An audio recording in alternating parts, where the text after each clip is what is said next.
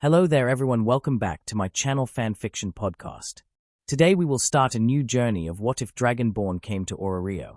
Before we start, please like, share, subscribe, and comment in the comment section. Hearthfire. By Summary. Cyberburb. The Dragonborn had been living in seclusion for over 30 years after his friends and family had died of old age. Until one day Akatosh comes to him with an offer. A new world to see. New students to teach. Maybe even a new family to build in a world whose fate doesn't rest on his shoulders. It sounds like the perfect cross between retirement and a new adventure. Who could say no? Notes. AON. This is my first fanfiction ever, so I ask for constructive criticism or general comments only. I can make no promises on update schedules or anything like that since my daily schedule and personal inspiration are very sporadic. Right now I am highly motivated to write and have the first 10 chapters outlined. I do not know when that will change, but I will do my best to continue writing this story. For legal purposes, I must state that I do not own The Elder Scrolls or Danmachi. Chapter 1. Hearthfire. Chapter 1. The sun shone brilliantly in the sky, illuminating the fluffy white clouds below. They swirled lazily around the high mountain top, forming a sea of billowing white that obscured the top of the mountain from view, or, in one particular case, the view of the ground from the mountain peak. At the highest point on the mountain, known to all as the throat of the world, sat two strange structures. One was a crumbling wall inscribed with words in an ancient tongue, unknown to all but a few. The other was a small stone house with a forge attached that seemed out of place on the remote mountain top. Near the house was a winding path that disappeared into the fog as it led down the mountain. Sitting on the very edge of the peak with his legs dangling over the precipice was the house's sole resident. He appeared to most to be a human in his late 40s or early 50s, though his true age was more than double that. He was dressed causally in a simple tunic and breeches, with fine leather boots, seemingly unbothered by the cold of the snowy mountain top. His shoulder-length black hair, graying at the sides, blew softly in the breeze held back only by the stone of the ancient wall against which the man rested. The man's close-cropped black beard, also showing flecks of gray, fluttered as the man sighed and closed his eyes. No matter how majestic any view could ever be, once you'd seen it enough times, it would be as uninteresting as sitting and staring at dirt for hours on end, and this man had seen every view the mountain had to offer. He'd sat and watched the weather and the lands below more times than he could count in the 30 years he had lived on the mountain. Though, how routine the view had become, it never failed to awaken some memory or other of the times the man had spent wandering the lands of Skyrim that stretched out below him. He would remember his days tracking down stolen books with his classmates from the College of Winterhold, or the weeks he spent tracking bandits and animals through the wild, alongside his shield brothers and sisters from the Companions. His favorite memories to revisit were the ones of his family and his time spent teaching his children, along with hundreds of other students, the wonders of magic, combat, and survival. Though these were the memories he remembered most fondly, they were not what the majority of the world remembered him for. The lands of Skyrim and beyond, across every region of Tamriel, remembered him best for the years he spent hunting dragons and other creatures that threatened the world. They remembered him for his defeat of Alduin the World Eater, his victory over Harkon the Vampire Lord, and for how he led the armies of the Empire to victory over the Oldemari Dominion. Few in the world below even remembered his name. The legends and stories told about him simply referred to him by his title, Dragonborn. The man stirred at that thought. Dragonborn. He'd been called that by so many people that it might as well have been his name. That or the dozens of other titles he'd held over the years. Listener, Guild Master, Harbinger, Archmage, Commander, General, Advisor, Thane, and so many others he could no longer remember. So few had ever used his real name that it had become something special. Now that he thought about it, there was only one person who had never called him anything but his name. Muri, his darling wife, had never failed to greet him the same way every time he returned home to her from some epic adventure. "Welcome home, Torhen. How was your trip?" she would say, before kissing him lightly and leading him into the house. Torhen, yes, that was his name. The true name of the Dovahkian. The name the legendary last Dragonborn preferred. The name that Tamriel had forgotten, though his legend lived on. It wasn't a huge surprise that the world had forgotten his name, considering both the fact that So few had ever used it, and how long it had been since he'd truly interacted with the world. It had been over 90 years since the last of his great feats, the destruction of the Thalma and the Uldemari Dominan, had occurred. Once the war was won and Tamriel had been united under the banner of the Amaya, Torhen had returned to Skyrim to take up his positions as Archmage of the College of Winterhold and Harbinger of the Companions. He'd held both positions full time for nearly 20 years before leaving the posts to his daughters, Lucia as Harbinger and Sophie as Archmage. It had taken a lot of badgering before he left those posts to take up an advisory position in the Imperial City as the right hand of the Emperor. He'd served as an Imperial advisor for another 20 years, and through 2 emperors, before retiring back to Whiterun to take care of his wife who, in her mid-80s, was well past the expected lifespan of a human in Tamriel. He'd spent 3 hard but loving years taking care of her until she had finally died at 88. That was 53 years ago now and had marked the beginning of his withdrawal from the world. After Muri had died, Torhen moved to a remote homestead in the swamps of Jalmich, with his only frequent visitors being his daughters. When they had finally died of old age, he had lost his last living connection to the world around him. After burying Lucia, the last of the girls to die, he'd packed his bags and made his way up the 7,000 steps. He stopped briefly at the monastery of High Hrothgar to speak with the newest generation of greybirds before continuing on to the peak of the throat of the world. He had lived on the peak for 30 years now and hadn't had a visitor in nearly 20, though he knew that the greybirds were still alive. He could hear their shouts from his home. The only people he spoke to know were himself and the gods above. Not that they are listening. He muttered to himself. I must have spoken to the gods 1,000 times at shrines, temples, even the middle of the wilds, but I've never gotten a response. Not even from Father Akatosh. Not since the day he made me Dovahkian. We are not supposed to speak with mortals directly, my son. It usually causes more problems than it solves, said a deep voice that startled Torhen, though he had only heard it once. It was a voice that Torhen knew well. Akatosh, the father of the dragons, chief of the divines, and Torhen's own father. He looked to his right to observe the figure that had appeared there. The form Akatosh had taken looked nearly identical to Torhen himself, though with pure silver hair and dragon scales covering every inch of skin.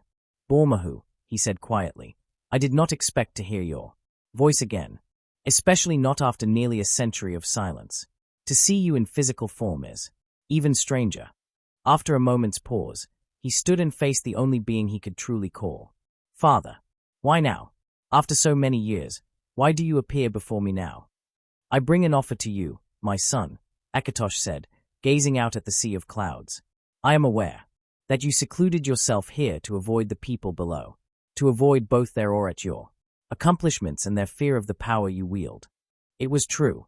Part of why he had retreated from the world was the way the people of Tamriel looked at him. Even his own students sometimes gazed at him with a mix of awe and fear. His daughters were the last people he could remember that had actually treated him like a person. I offer to take you away from this world, to take you on to another world where you may escape from your reputation, a true retirement. You could even become a teacher again. I am aware of how much you have missed it. Torhen stared in silence for a moment before turning to face the clouds once more. I didn't know that any worlds existed beyond Nirn and the Oblivion realms, he said. How did it come to be?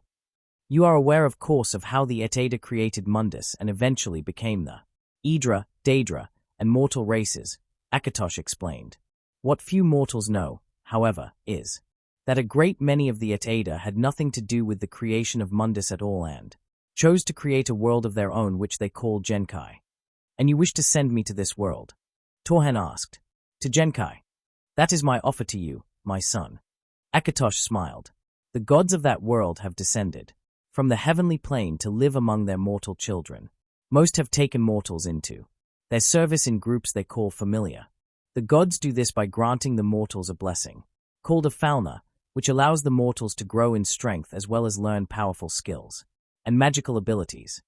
The god turned and continued to speak as he walked around the front of the word wall. The monsters of Genkai come from a central point called the dungeon. The best way for blessed mortals to increase their abilities or level is to delve into the dungeon and fight the monsters within. To that end, most of the gods and their familia have congregated around the entrance to the dungeon. They call the city they have created Orario. If I were to accept, how would I get there? Torhen asked. Would I be able to bring anything with me, or would I have to start over? You will be able to keep all that you have collected over the years, save for the Edric and Daedric artifacts you have hidden around the world, Akatosh said as he turned to face Torhen. I will have Zenithar convert your gold into Valis, the currency of that world. As for how you will get there, he gestured towards the ancient word wall. I will create a portal here to transport you to Genkai. Once there, you will never be able to return to Nirn, nor hear from me again. And what of my powers? Will I be able to keep them in this new world, or must I find a god to serve in that world, start over from the beginning? This is meant to be a retirement, my son, not a new quest. Akatosh smiled. I will give you a temporary fauna using my own divine energy, but, he paused, if you wish to keep your powers, you must join the familia of a god who is native to that world within a year of your arrival. If you do not, your powers will begin to fade. Would I be forced to delve into this dungeon of theirs, or could I spend my days teaching the members of the familia I join all that I am able? That is up to you, my son, and the god you choose to join. The doom of this new world is not yours to bear. It rests on the shoulders of others, though you may involve yourself if you choose to do so. Torhen stood in silent thought for a moment. It seemed like a good deal.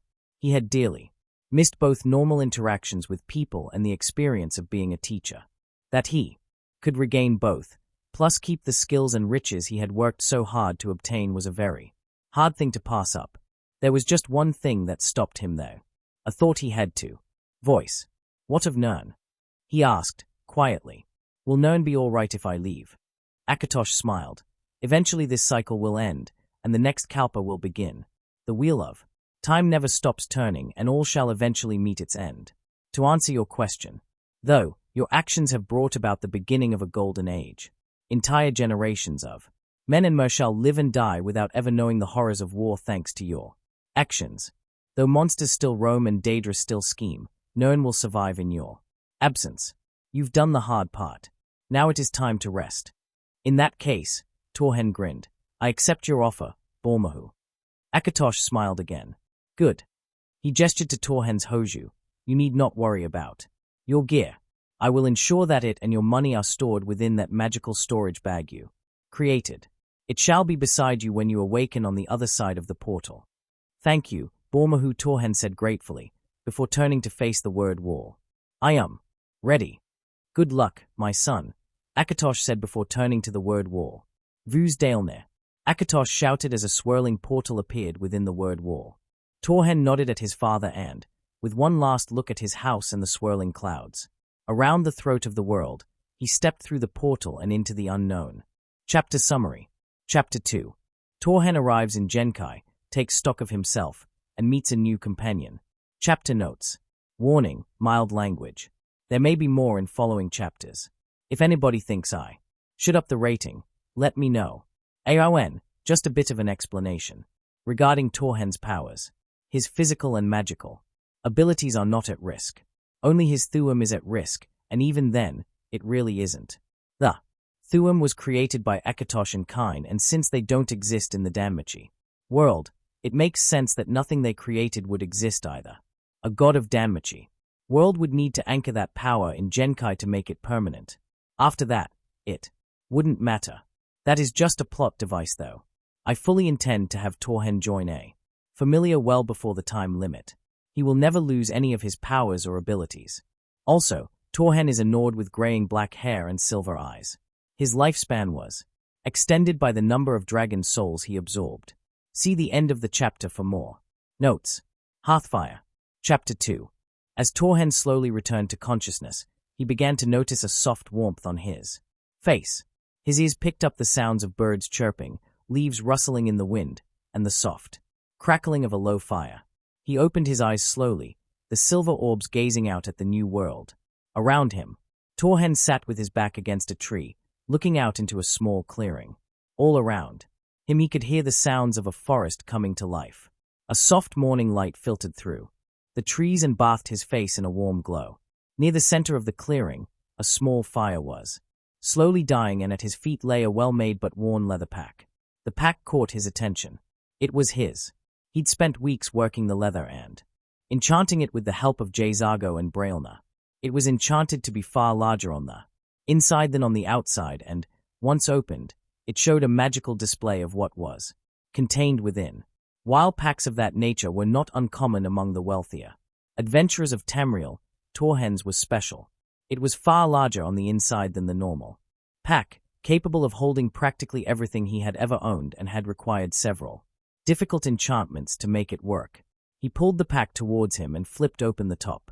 The magical display popped up, and he started browsing through the contents. Akatosh had been honest when he said he would make sure all of his gear was stored within. He chuckled lightly when he saw that Akatosh had even stored his plates and cups in the bag. As he sorted through the contents, he lamented that he hadn't bothered to restock on his smithing and alchemy supplies while living on the mountain. He had plenty of potions, weapons, and armor, but he was running very low on the materials needed to make more. Hopefully they wouldn't be too difficult to find. He thought, as he looked at the display's money counter. I doubt it'd be too hard to buy what I need. The counter clearly showed that his rather substantial fortune had been converted into the currency of his new world. He was honestly impressed by the converted number. 132 billion. Velis. The exchange rate must be insane. I only had a few 100 million septims. Shaking off his thoughts of money, Torhen turned his attention to what really mattered: his armor and weapons. As his father had said, the Edric and Daedric artifacts he had collected were missing, but that didn't matter much. He hadn't really used any of them. Certainly not ones like the Ebony Blade or the Mace of Molag Bal. He'd used Dawnbreaker for a while, but had put it aside after he had learned to make, in his own opinion, better weapons.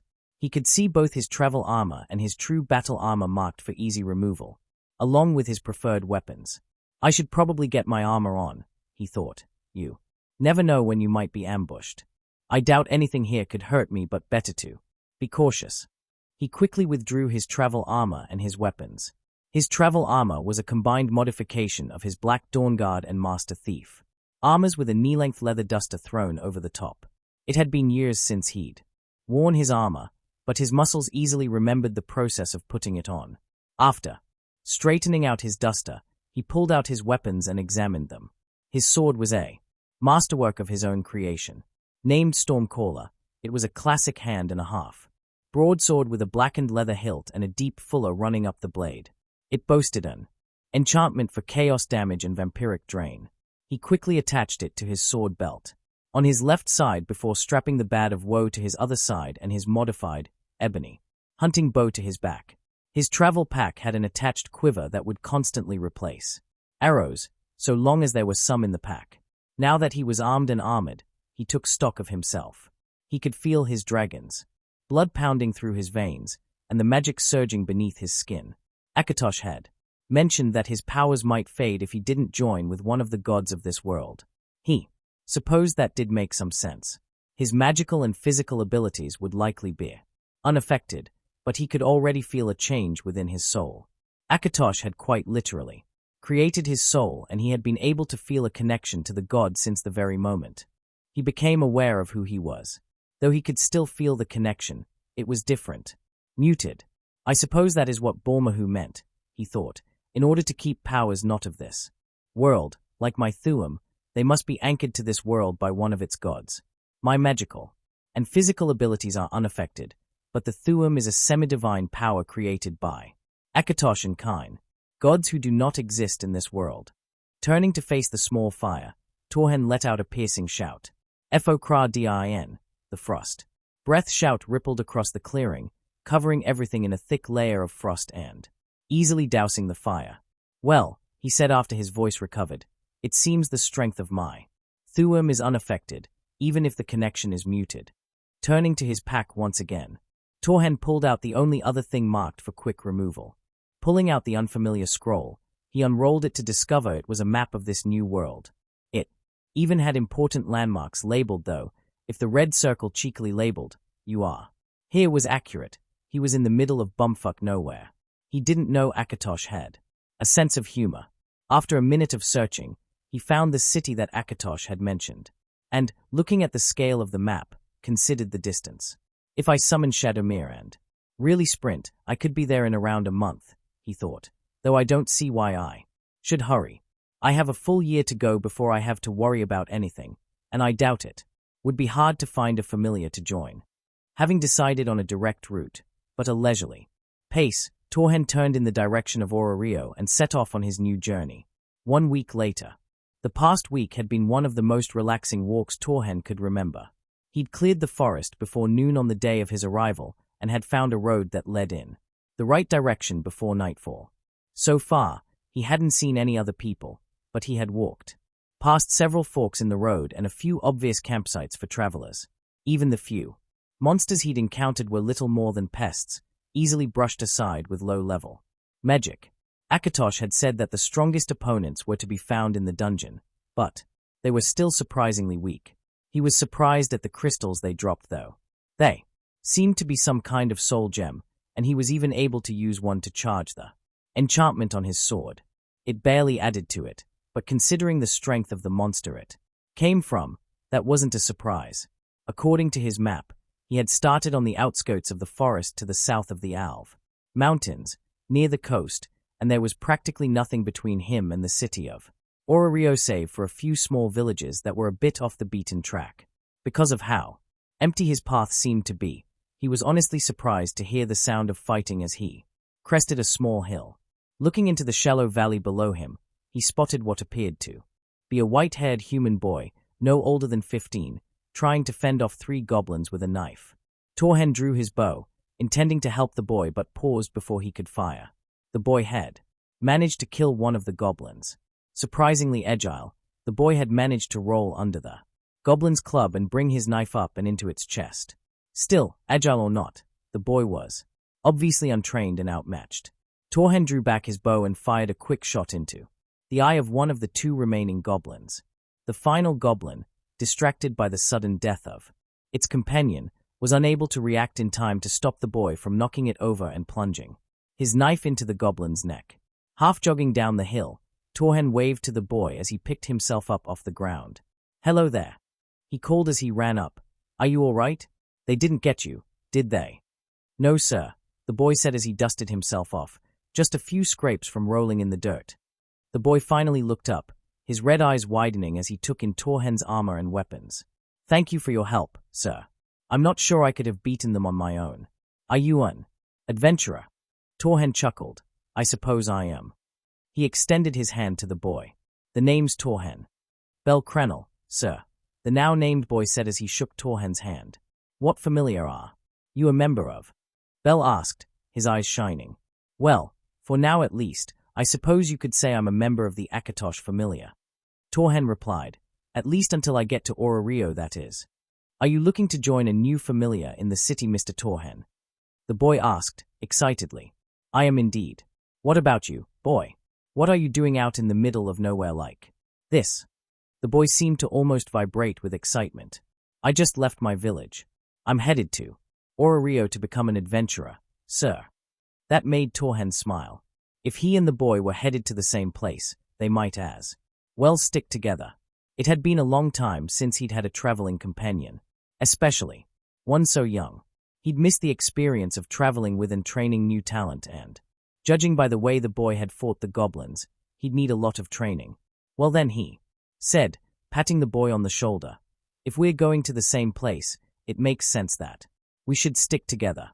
That is, if you don't mind traveling with an old man like me." That just seemed to excite the boy even further. "That would be wonderful, sir," he said, happily. "I didn't think I'd get to meet any real adventurers until I made it to the city." "No, I don't suppose you would," Torhen said as they collected Bel's bag and the stones the goblins had dropped. "I doubt many adventurers would have much reason to be out here." "What made you decide to be an adventurer anyway?" he asked as they set off down the road. "My grandpa," Bel said. "Before he died, he used to tell me amazing stories about adventurers and legendary heroes. I've wanted to be just like the heroes in the stories, ever since I was little." "A hero, eh?" Torhen asked wryly. The boy seemed a bit naive and a bit too trusting. He supposed it wouldn't do much harm, but he was glad it was him the boy had met and not someone unscrupulous. Being a hero is not an easy thing to accomplish. Are you sure you're up for it? Bell seemed to consider that for a moment. I don't really know, he said softly, but I have to try. The boy perked up, a sudden spark in his eyes. Well, Torhen thought, if nothing else, the kid is definitely determined. Bell spent the next few hours regaling Torhen with the stories his grandfather had told him. Overall, it seemed to Torhen that the boy's grandfather had been a kind man, if a little perverted. Though why the man wanted Bell to build a harem of girls he'd rescued in the dungeon was a mystery to him. Muri had been more than enough for him. They made camp just before the sun went down. As they sat around the fire, eating the remains of a deer Torhen had caught a couple days before, Bell asked, "So, why are you looking for a new familiar, Mr. Torhen? Did yours not want to move to the city?" Torhen considered his answer for a moment. "No, that's not really the case," he answered. "Eventually.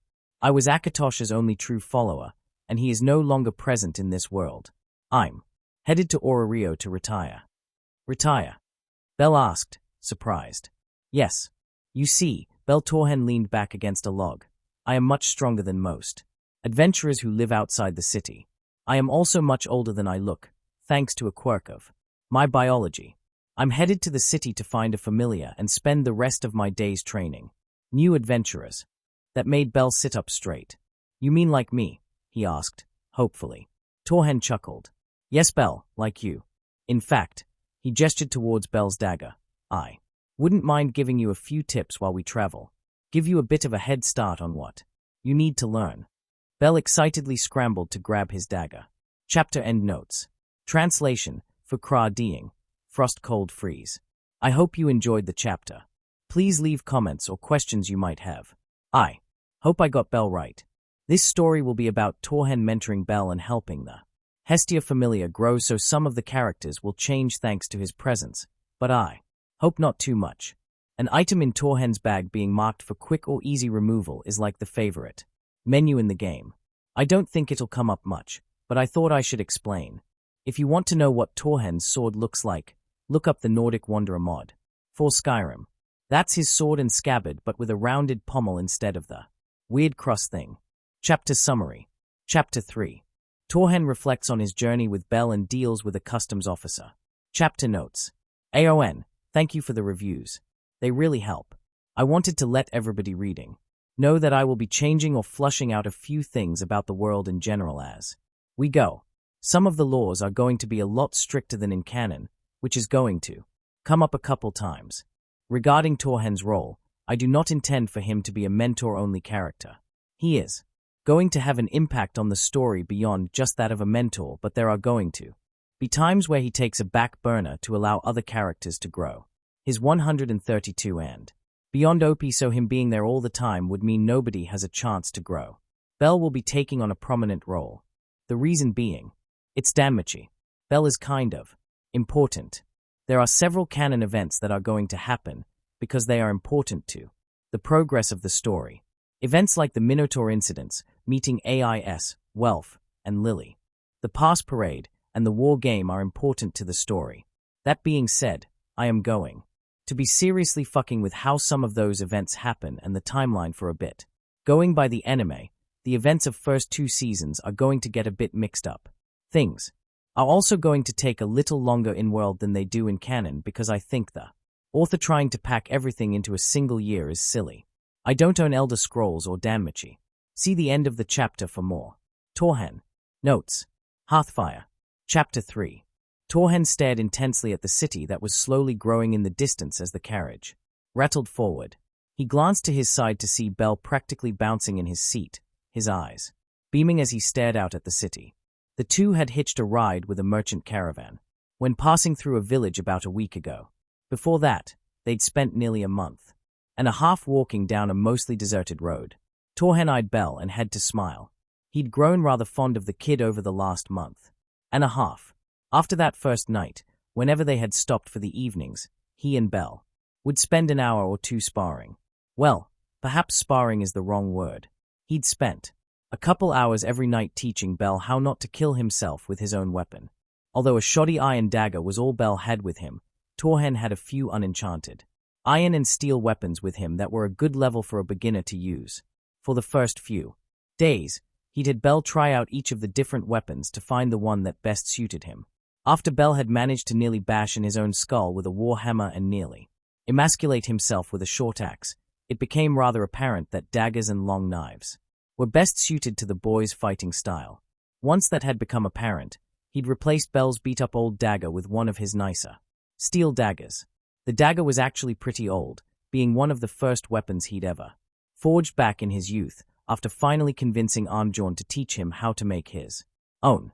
Growing up in the Dark Brotherhood tended to make one rather obsessed with knives. Thankfully, he'd grown out of that after he left the Brotherhood in Nazir's hands and started trying to learn how to be a good person. Well, mostly good. Since the dagger was something he'd forged when he was first starting, it was a perfect level for Bell to use. He didn't want to give the kid a powerful, enchanted weapon. Giving a beginner a powerful weapon right off the bat was just begging for trouble, and he didn't have the tools or the materials needed to make a weapon that would grow with him. He also hadn't been able to armor the boy since all the armor he had was made for someone his own size and, again, he didn't have the tools needed to resize it. Nor did he really want to. All the armor he had was just too good or too heavily enchanted for someone of Bell's level. Having ridiculously strong armor from the start would be detrimental to his growth. The kid was better off finding a blacksmith in the city and making a contract with them. After giving Bell a weapon that didn't look like it was about to shatter, the two of them had spent the evening sparring. He'd shown Bell the proper way to hold his knife, both in a normal and a reverse grip, and helped him figure out how best to use his natural agility.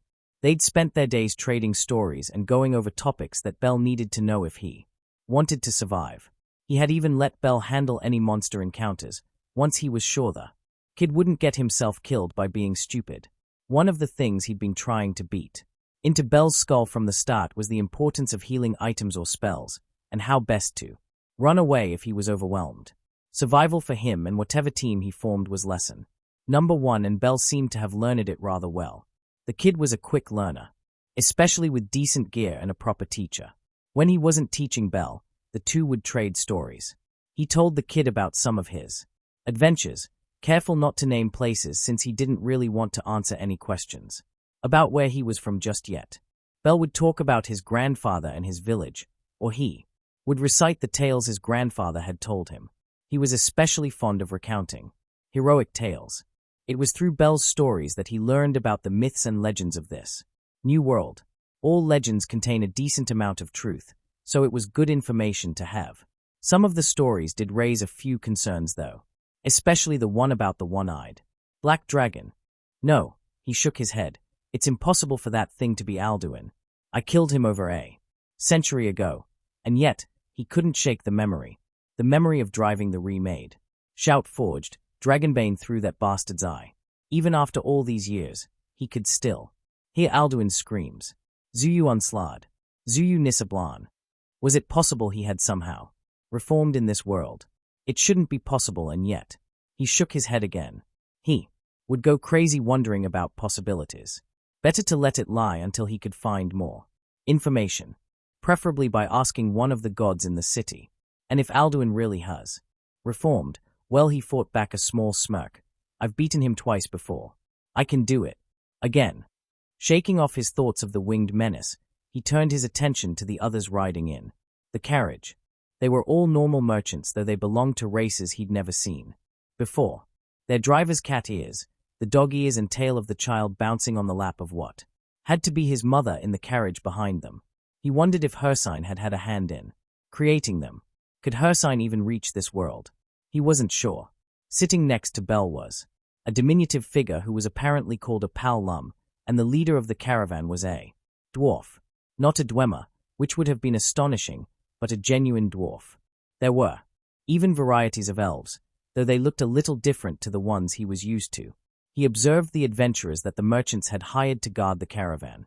They were all level 1s, save for their leader, who was level 2. He was shocked at how weak they seemed. Then again, the natural level of strength for people in this world seemed to be generally lower than it had been on Nirn. The average person in Tamriel seemed to be about as strong a mid-range level 1 adventurer. Judging by the leader of their escorts, the average officer of the Imperial Legion, would be able to pass for a level 2 adventurer. If that progression continued, then he could safely assume that warriors like the Companions or mags from Winterhold and the Synods would be in the level 3 to 5 range of strength. Master mags and members of the Circle would likely be in the level 6 to 8 range. People like himself, the Ebony Warrior, Ulfric, or the Greybodes would likely be in the level 9 to 10 range, but he wasn't sure. According to the merchants, the current highest level adventurer was level 7, but there had been up to level 9 in the past. He was curious to see what level this found thing would say he was. He looked at Bell again. Compared to even the level 1 adventurers, he didn't look like much. Visually at least. The kid had a crazy amount of potential if you knew what to look for, but if the familiars of Orario judged acceptance based on the appearance of strength instead of the potential for strength, the kid would have a hard time finding a familiar alone.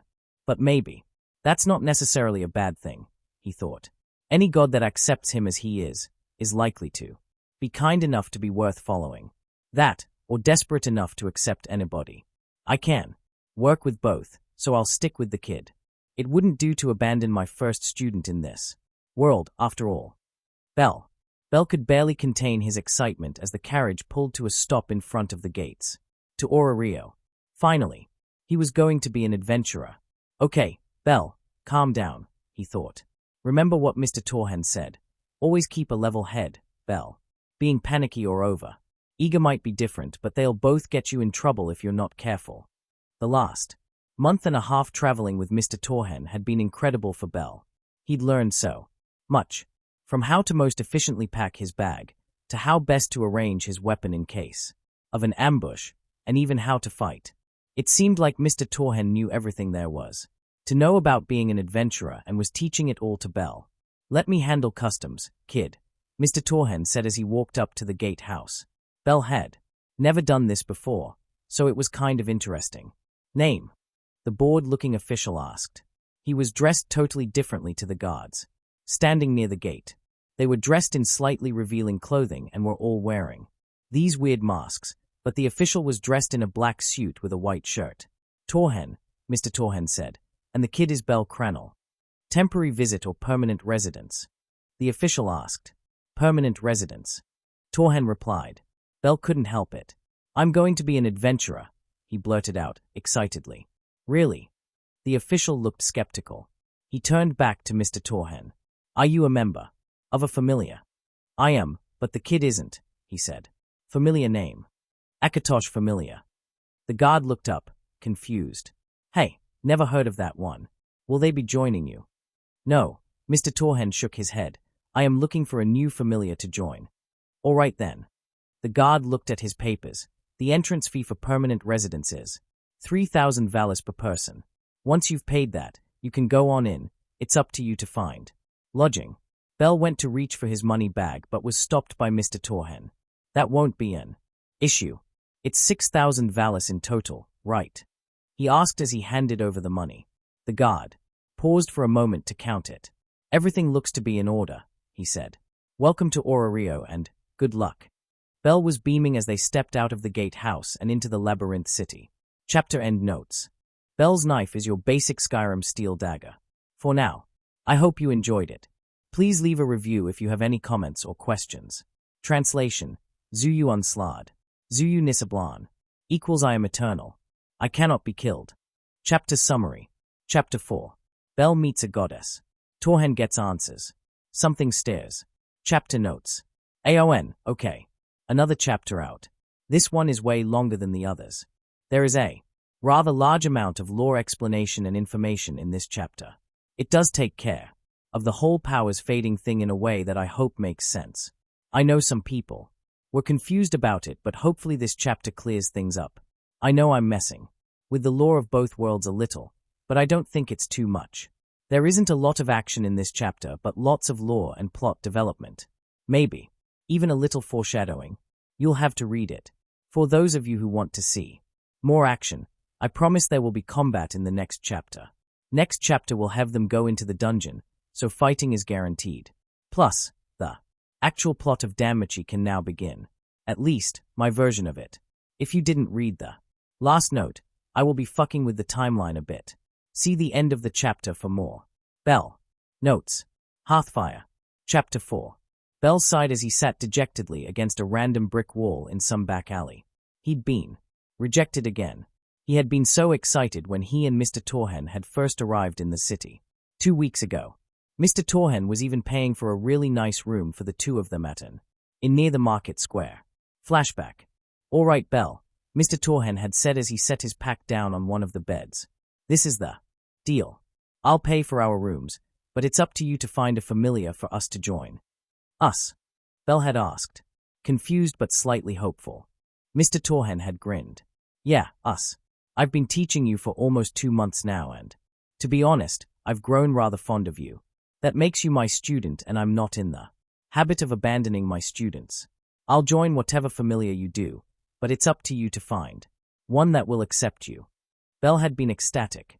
Mr. Torhen was really nice and had been teaching him a ton about being an adventurer. He'd been worried that Mr. Torhen wouldn't keep teaching him after they'd arrived in the city. To find out that he wanted to join the same familiar as Bell? That was wonderful. Don't you worry, Mr. Torhen. Bell had said, happily. I'll find us a familiar in no time. Flashback end. Bell scoffed at the memory. No time. Yeah, right. He thought, miserably. He'd run right out of the inn with a list of familiars and their locations. He'd tried Freya, Loki, Ganesha, Apollo, Soma, and half a dozen others. Even merchant ones like Dien Sect and Hephaestus. They had all rejected him.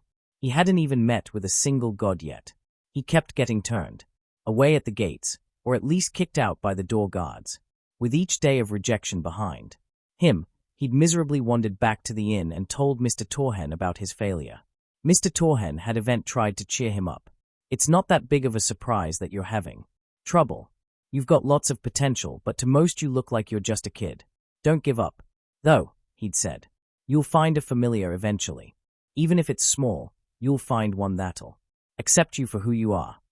That had helped a little, but it didn't really make him feel any better. Mr. Torhen had been spending his days in the library doing research. When Bell had asked what he was researching, he'd said mostly just basic information. Important laws, how policing works, that kind of thing. I don't want to get in trouble because I didn't know I was breaking the law. Ignorance of the law usually doesn't hold up in court. That had been a bit confusing, but not breaking the law sounded like a good thing, so he supposed it was important. Mr. Torhen had even told him about some of the things he'd found so he wouldn't accidentally get in trouble. Like how the Ganesha Familia oversaw public safety and policing, but the guild was the organization that actually creates and enforces the laws. Bell's head dropped into his hands as he tried not to cry. Mr. Torhen had been so nice and so patient, but all Bell had done was go from one failure to the next. Just as he was about to descend into another fit of despair, a voice spoke up. Excuse me. The voice said. Are you all right? Bell looked up. Standing in front of him was a short, beautiful woman with twin ponytails, wearing a white dress and an apron. He sat up, wiping his eyes, and tried to sound positive. Yeah, I'm all right. He wasn't very convincing. The woman sat down next to him. Do you want to talk about it? She asked. Bell gave up and started crying. I'm sorry. It's just that I've been trying to join a familiar for almost 2 weeks, but they won't even let me in the door. The woman put a hand on his shoulder. You want to be an adventurer? She asked, softly. Ever since I was little, Bell said. My teacher even said he'd join the same familiar as me if I found one, but I've been at it for 2 weeks and still nothing. Bell's head dropped as he tried to hold back a sob. Everything was quiet for a moment. Well, the woman said softly, what about mine? Bell's head jerked up as he stared at the woman. What? He asked, his breath catching in his throat. The woman put her head down. I'm sorry, she said, shyly. It's just that I've been in the lower world for 6 months and I haven't found anyone willing to join my familiar. You'd be the only member, but you said you wanted to join one, so I thought. She trailed off into silence. Bell was astonished. Why, you're a goddess? He asked, hopefully. And you want me to join? You're familiar. Well, yes, if you want to. The goddess said, smiling. Bell couldn't help himself. He hugged her. Thank you, he sobbed into her shoulder. Thank you. He felt her hug him back. They separated and the goddess stood up. "Let me introduce myself properly," she said. "My name is Hestia of the Olympian pantheon. I am the goddess of hearth and home, and I would like you to join my familia." She reached out her hand towards him. Bel stood and shakily took her hand. "My name is Bel Cranel," he said happily, "and I would be thrilled to join your familia, goddess Hestia." Hestia. Hestia was ecstatic as she let Bel drag her into an inn just off of the market square. She had finally found a mortal child who was willing to join her familia. One that was, in her own opinion, absolutely adorable. Hestia was one of the few gods who could truly see the color of a mortal soul. Her new child's soul was so pure, it shone like a beacon. Not only that, but he had a teacher, an experienced adventurer who was willing to join any familia that would accept Bel. Hestia could not have been more thrilled. Two children, with one able to teach the other how not to get killed. What could be better? At least, that is what she thought until Bel threw opened the door to his room and she got a good look at his teacher. She didn't even register what Bel was babbling about. She just stopped and stared. On the surface he looked like an ordinary human. Deep black hair that went to his shoulders, with a close-cropped beard, both of which were starting to go gray. Silver eyes that looked out of tanned skin that was showing the barest hints of aging. Physically, he looked like a normal human adventurer. His aura, though, his soul. This man was beyond powerful. This man was beyond dangerous. This man was wrong. Torhen. Earlier, Torhen let out a small sigh as he flipped through one of the books he had bought from a store down the street. It was a ponderous read, all about the laws of Orario. Important but boring. He needed to know the laws of this city so that he could avoid breaking them, or, rather, so that he knew how best to avoid getting caught and what laws he should never even contemplate breaking. He leaned back in his chair. It might surprise anyone who knew his past that a former master assassin and master thief would be worried about the law, but back in Tamriel, there had been a few laws that even the Brotherhood and the Thieves Guild would never dare break. It was the same here. He'd already come across a few laws that he would not dare break, like the one he had just read about killing a god's mortal form. Apparently, the gods of this world took on physical, mortal forms when they descended into the mortal plane. While in the mortal world, they were forbidden from using their arcanum without permission from an assembly of gods. There were a few things they could do without permission, and he was sure there were a few things they could get away with without being detected, but overall, it was pretty strict, as were the laws about killing their mortal form. Since the gods of this world couldn't use their powers, they weren't that hard to kill, but when they died, they were sent back to the heavens in a giant pillar of golden light. Not exactly stealthy. According to this book, no god had ever been killed without the culprit being caught with overwhelming evidence. And the punishment? Yikes. If a mortal killed a god, their punishment was for the other gods to essentially erase the mortal's soul from existence one atom at a time. It sounded excruciating and apparently took days. Even gods weren't exempt from that law. If a god killed another god, their punishment was losing all their money, losing their familia, and being sent back to heaven permanently. Torhen looked up from his book to stare at the door. Bel was later getting back than usual. On most days, by this time, he'd have dragged himself inside and flopped down on his bed. Torhen would spend the next hour or so consoling him before they had dinner and went to bed. Bel's resolve the last 2 weeks had been impressive, but he could see it starting to crack. He'd been unfortunately right about the familiars of Orario judging potential new members on appearance instead of potential. Bel still hadn't been able to even meet with a god. He kept getting turned away by the guards. Torhen sighed again. He'd wait another week, and if Bel still hadn't found a familiar, then Torhen would go with him to one of the larger familiars, probably Loki. If they judged by appearance, he knew they wouldn't reject him. He'd just insist they let the kid in too. He could be persuasive when he wanted to be. Torhen was torn from his thoughts by the sound of pounding feet on the stairs, followed by the door being blown open by a frantic Bel, who appeared to be dragging a girl behind him. "Mr. Torhen," Bel exclaimed, happily. "I did it. I found a familiar to join." Torhen smiled as he stood. "Well done, Bel. Maybe you should introduce your friend first." Torhen looked at the woman in the white dress. No, he realized suddenly. This was no woman.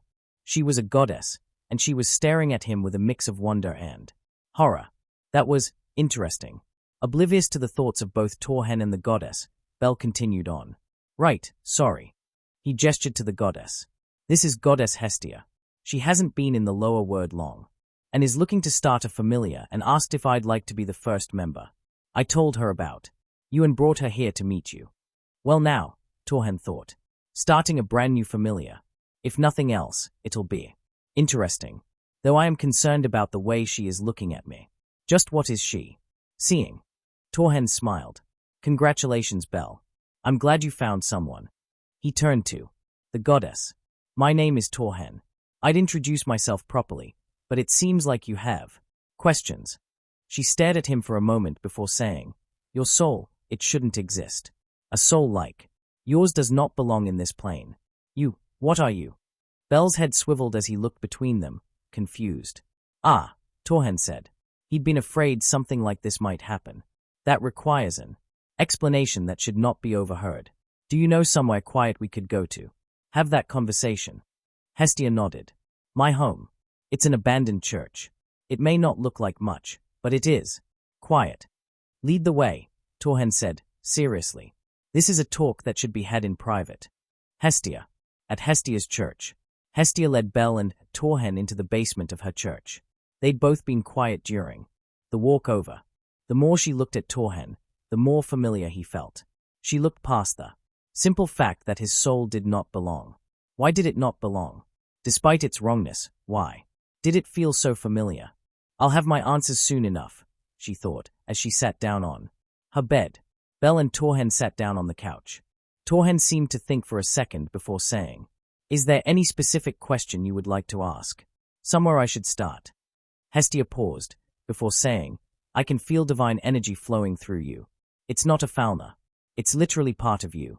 Your soul seems to be closer to that of a spirit than a mortal. Almost. As though you were created by a god directly. The energy is familiar, but I can't place it. Whose energy is that? Which god created you? Torhen smiled. You are not wrong to say that I was created by a god. Although I was unaware of it for years, I did not have mortal parents. Just like my winged brothers, all that my soul and my physical form, was created directly by a god. We call him Bormahu, Father. Most mortals, though, refer to him as Akatosh. At his bidding, I saved my world from countless horrors. Coming here is supposed to be my retirement. Hestia's eyes were so wide they could be mistaken for dinner plates. Akatosh. That's why it felt so familiar. She hadn't felt Akatosh's energy in millennia. Not since he and the others began the creation of Mundus. She and the other gods had modeled their own world after the one Akatosh and Lorcan had created. Unlike them, however, she and her compatriots had been extremely careful not to allow their divine essence to become bound to their creation. That was why he felt so wrong. When she and the other gods had began to create mortal souls, they had never created one like his. He was Dragonborn. Her friend, Meridia, had mentioned them the last time she visited Tenkai, before Hestia descended. He literally had a dragon's soul. Hestia sighed. That explains a great deal. You are Dragonborn, right? He nodded. This would take some explaining. Akatosh and the others are bound to Mundus. Their essences literally cannot leave. Neither can their direct creations because they are, technically, still a part of them. Akatosh created the dragons of your world. They are similar to the great spirits of our world, only far more powerful. Torhen was listening intently as she leaned back. The reason you seem to be so wrong is that in this world, dragons do not have souls and are far less powerful. They are monsters, barely more intelligent than most animals and purely driven by instinct. In this world, dragon souls don't exist. They were not created by any gods, and they have not evolved. Naturally, they literally break the rules we set when we made this world. The man leaned forward, elbows on his knees. Bormahu said that if I did not join a familia within a year, that my powers would begin to fade. Is this what he meant? Hestia nodded. Yes. Without the divine laws of this world accepting you as you are, your essence would begin to change to fit within the rules of this world. While you would likely not become any weaker physically or magically, you would begin to change any powers that are a part of your soul would eventually vanish or change as your soul adapted to this world. He stared at her intensely. Is there any way to fix it? Without the use of a fauna? I am Dovahkian. It is who I am, and I do not wish to change. I am not averse to joining a familiar if it means keeping my powers, but I need to know my options. Hestia thought for a moment. It is possible to add to the rules of this world through the use of arcanum, however, that would require permission, and it is far easier to do it through a fauna, especially if I do it. Why you specifically? Hestia smiled.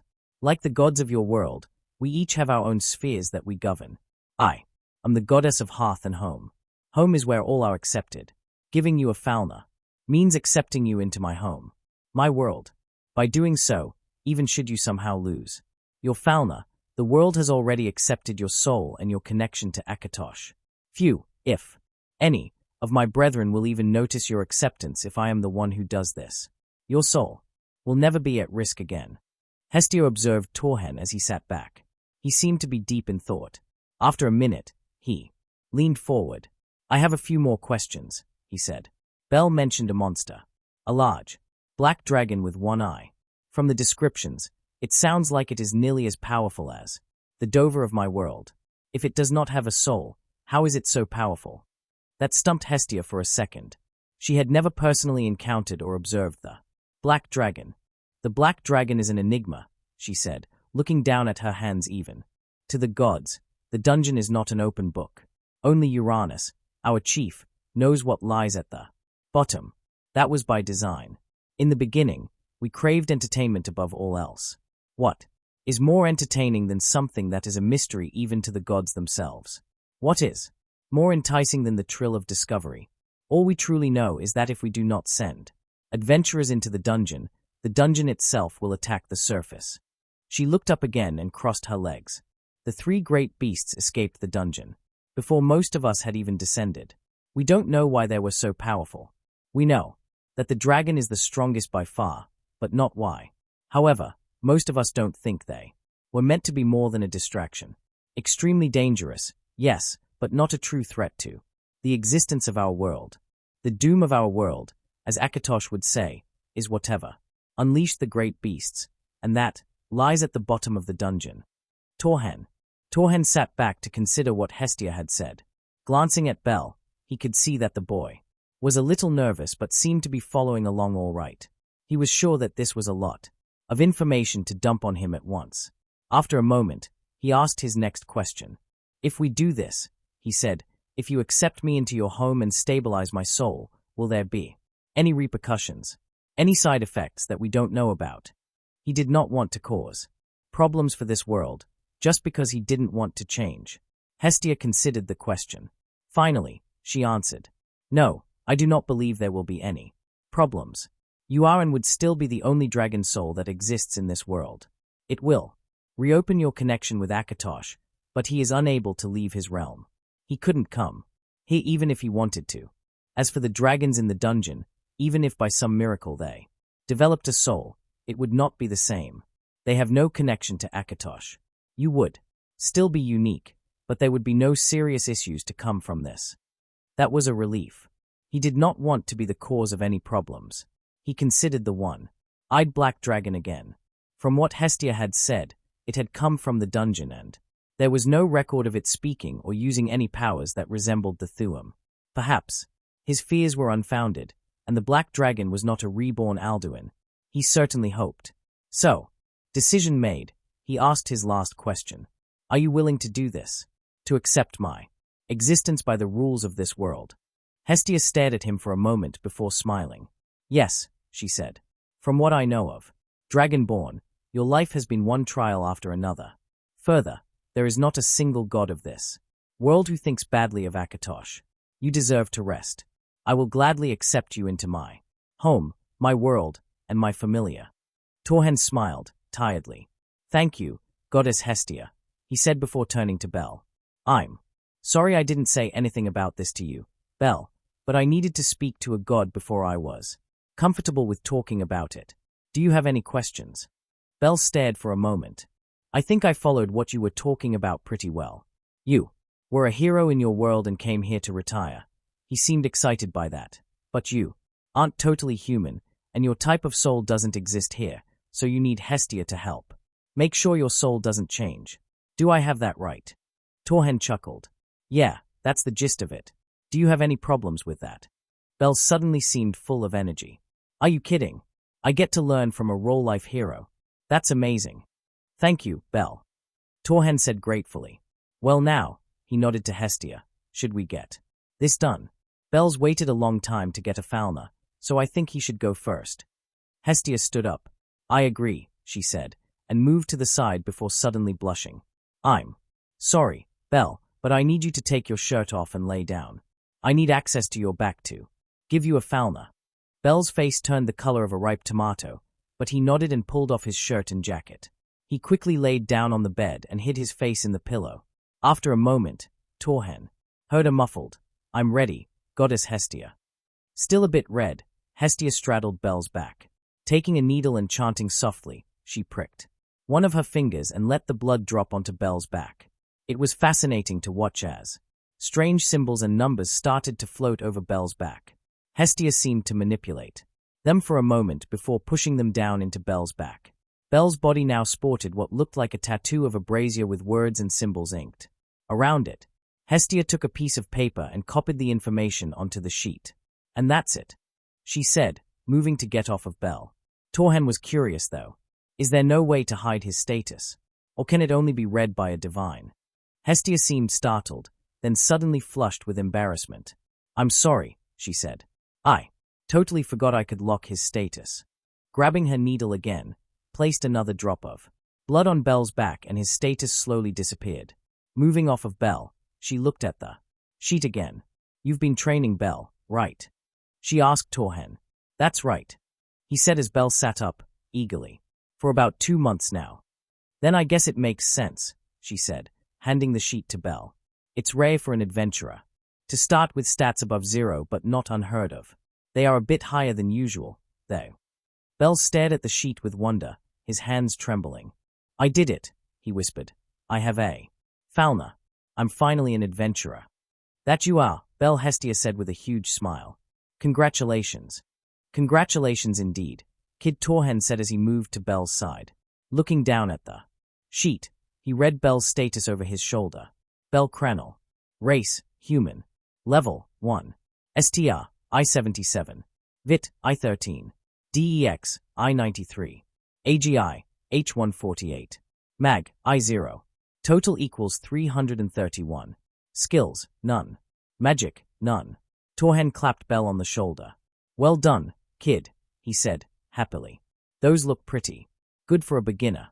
Now we just have to do yours, Torhen, and we can go register you at the guild. Hestia said. Nodding, Torhen removed his tunic and laid face first on the bed. He could feel Hestia sitting on top of him. This may feel a bit strange, but it shouldn't hurt, she said. He felt a drop hit his back, and something in his soul shifted. Unaware of the world around him, Torhen was suddenly focused inward. His connection to Akatosh had come rushing back in like a flood the second Hestia's blood had hit his skin. He hadn't realized how muted it had become in just 2 short months. It felt like that first breath of fresh air after nearly drowning in the sea. He basked in the feeling for a moment before refocusing on the world around him. Hestia was still sitting on his back, and he could now feel a connection to her in his mind. She slowly slid off his back, staring at his sheet looking gobsmacked. Is there something wrong? He asked. Hestia looked up, startled. No, no, she exclaimed. Everything went perfectly. It's just that your stats are insane. There's never been an adventurer this strong before. He took the sheet from her and, gazing down at it, asked, I don't suppose there's any way we can hide this, is there? It's bound to cause a lot of trouble. Hestia went to answer before pausing, her hand on her chin. Finally, she answered. I have no idea. That's something we should talk to the guild about. Glancing out the small window at the setting sun, Torhen said, That'll probably have to wait. For tomorrow then. He looked back down at his sheet and let out a low whistle. He had to admit he was impressed with himself. Torhen. Race, Nord Dragonborn. Level, 10. STR, S999. VIT, S999.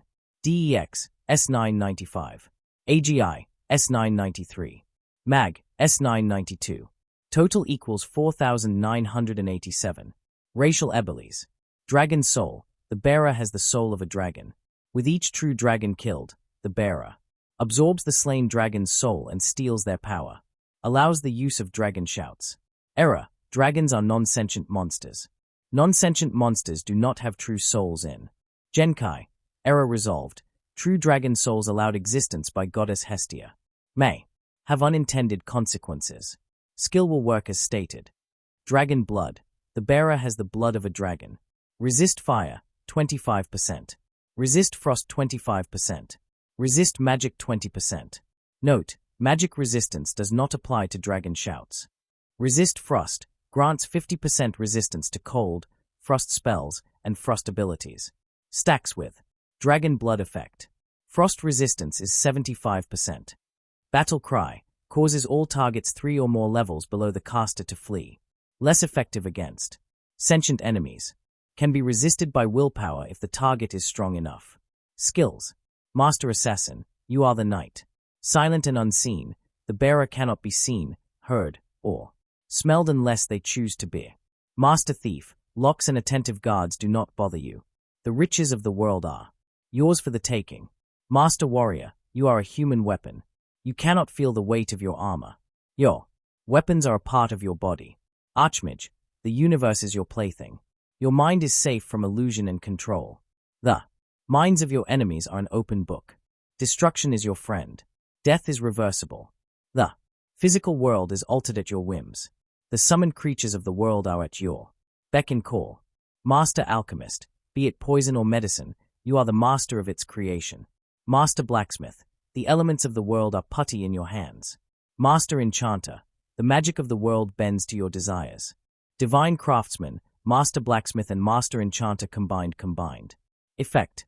Your creations through forge and magic are able to rival the works of the gods. Experienced Teacher, all those you consider to be your students receive an increase to experience gain. Magic. Tamrielic Magic. Schools. Destruction 100. Restoration 100.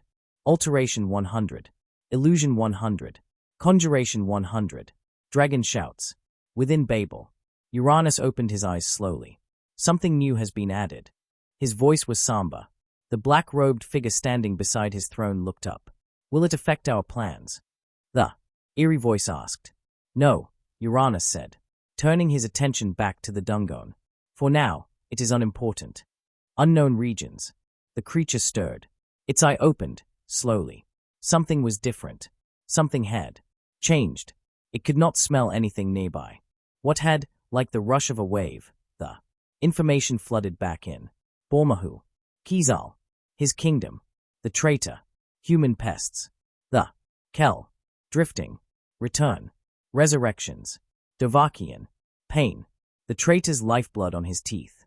Retreat. Feasting. Dovakian. His eye. Nothingness. A strange place. His mind slipping. Escape. Rage. The world was suddenly spinning faster and faster. Neared. Reality snapped back into place. He remembered himself again. He was Ulduin. Mulagin. Zoklot. He did not know how, but his mind had returned. He could feel Bormahu again. He sniffed the air and growled, deeply.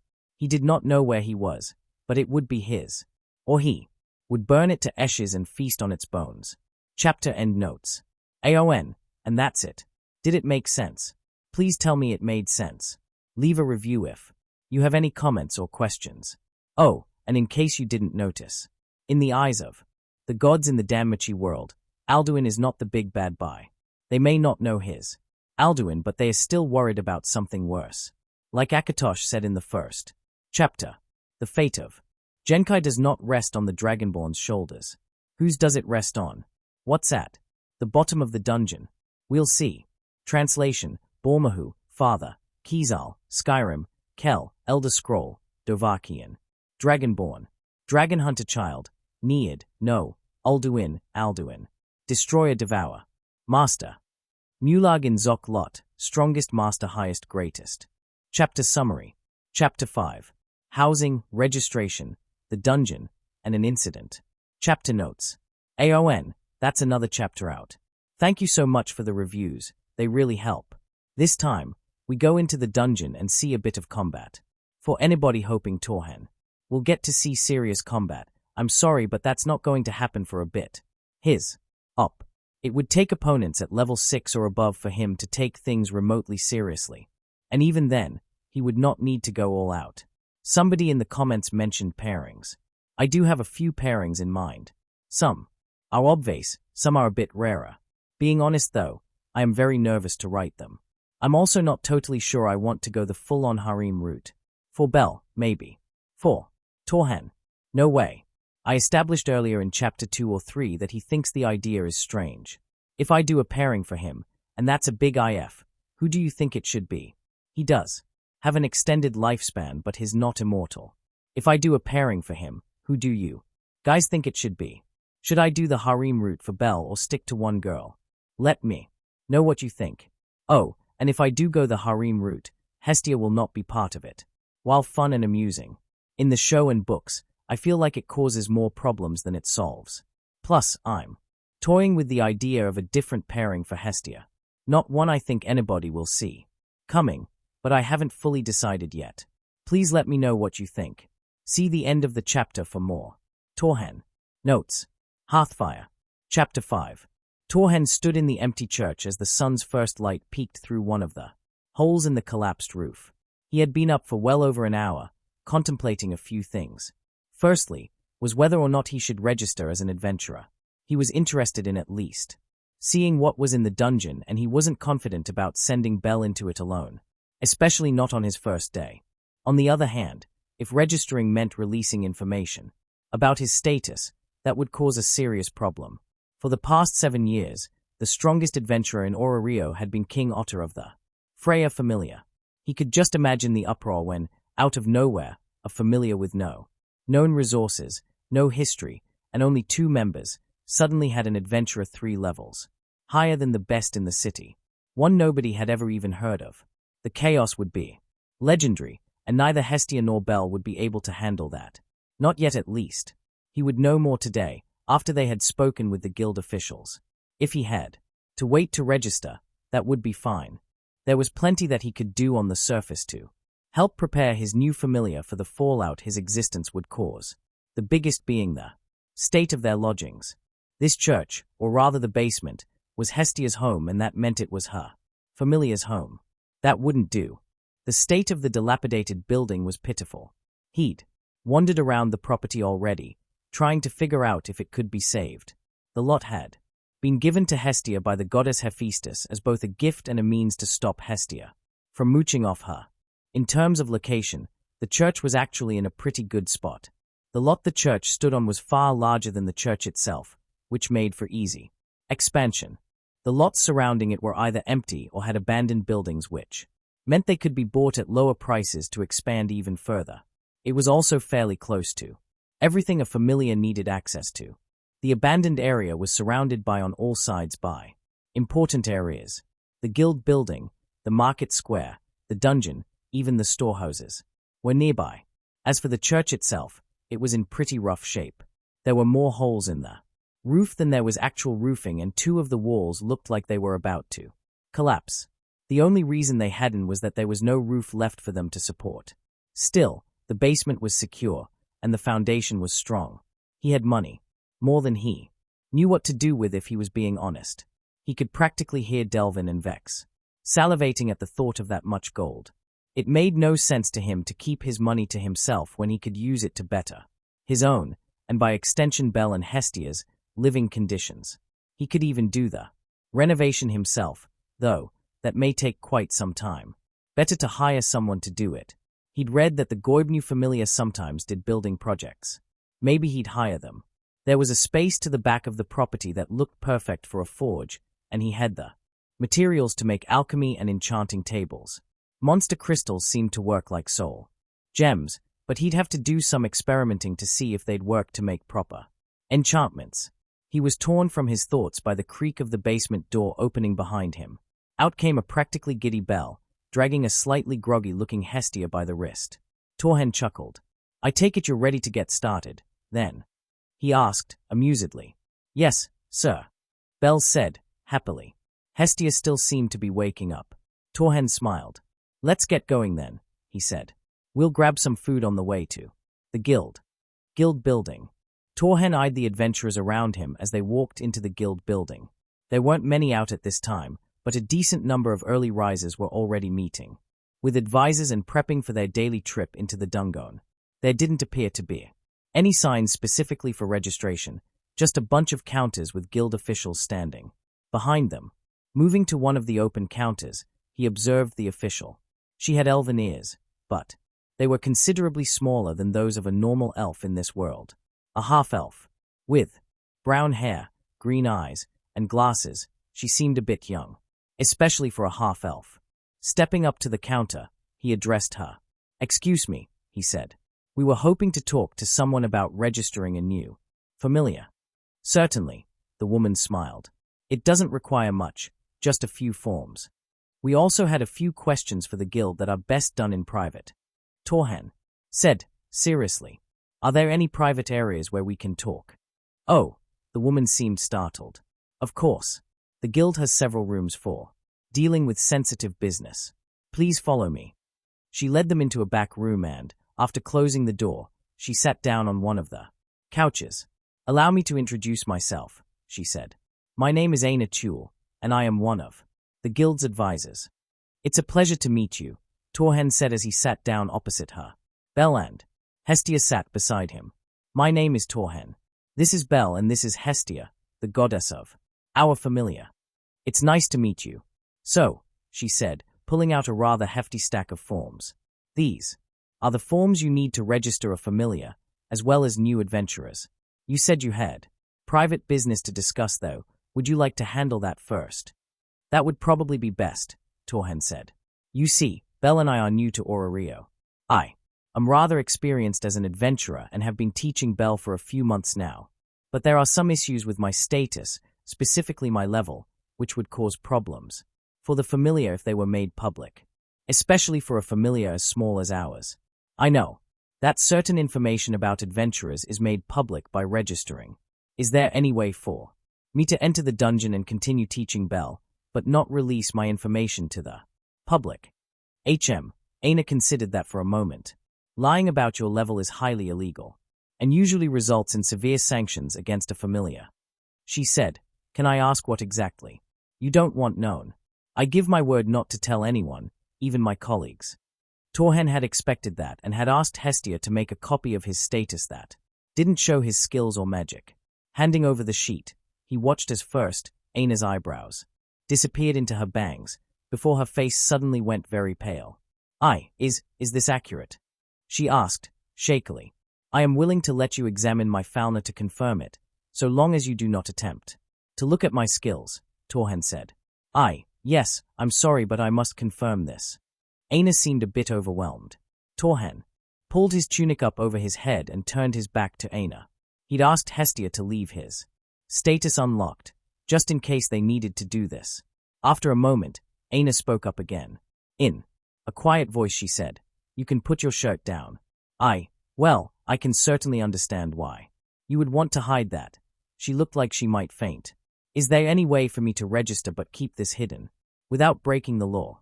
he asked as he put his shirt down and turned to face her again. The question seemed to break Aina out of her stupor.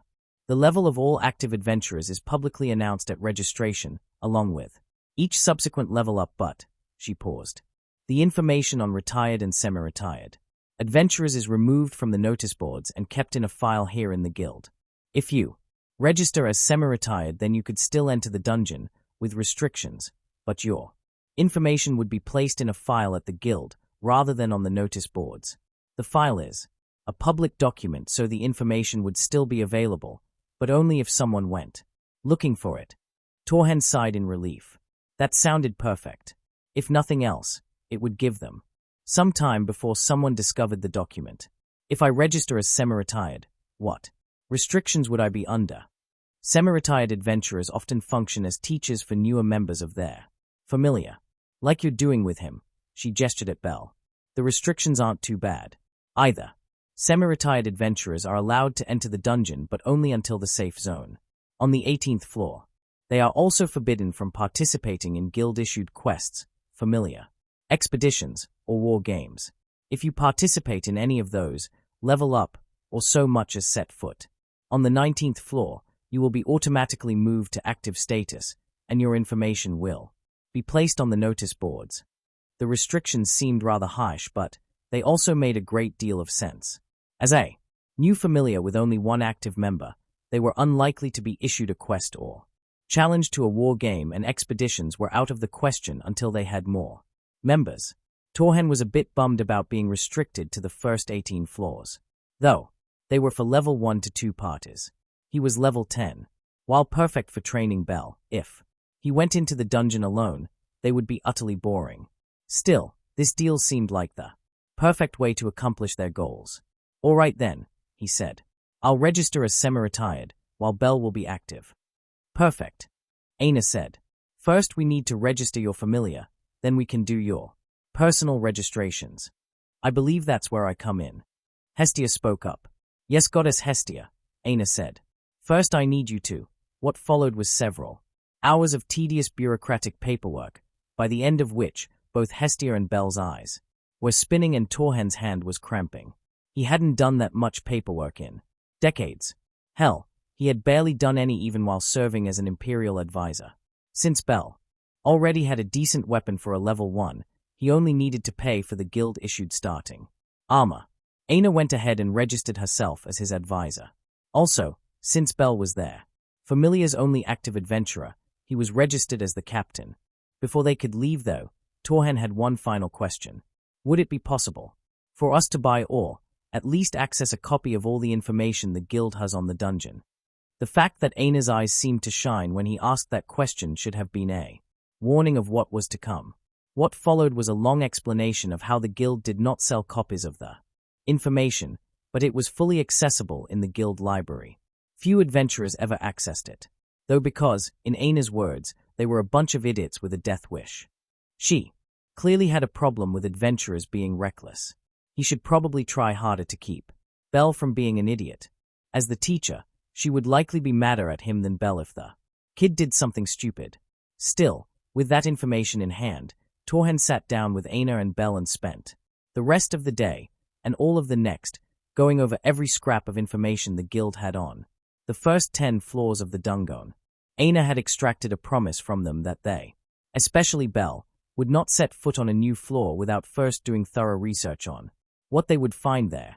Meanwhile, after an extended conversation with Hestia about funding, he'd given her a decent amount of money and sent her to the Goibnu Familia home to see about hiring an architect and some builders.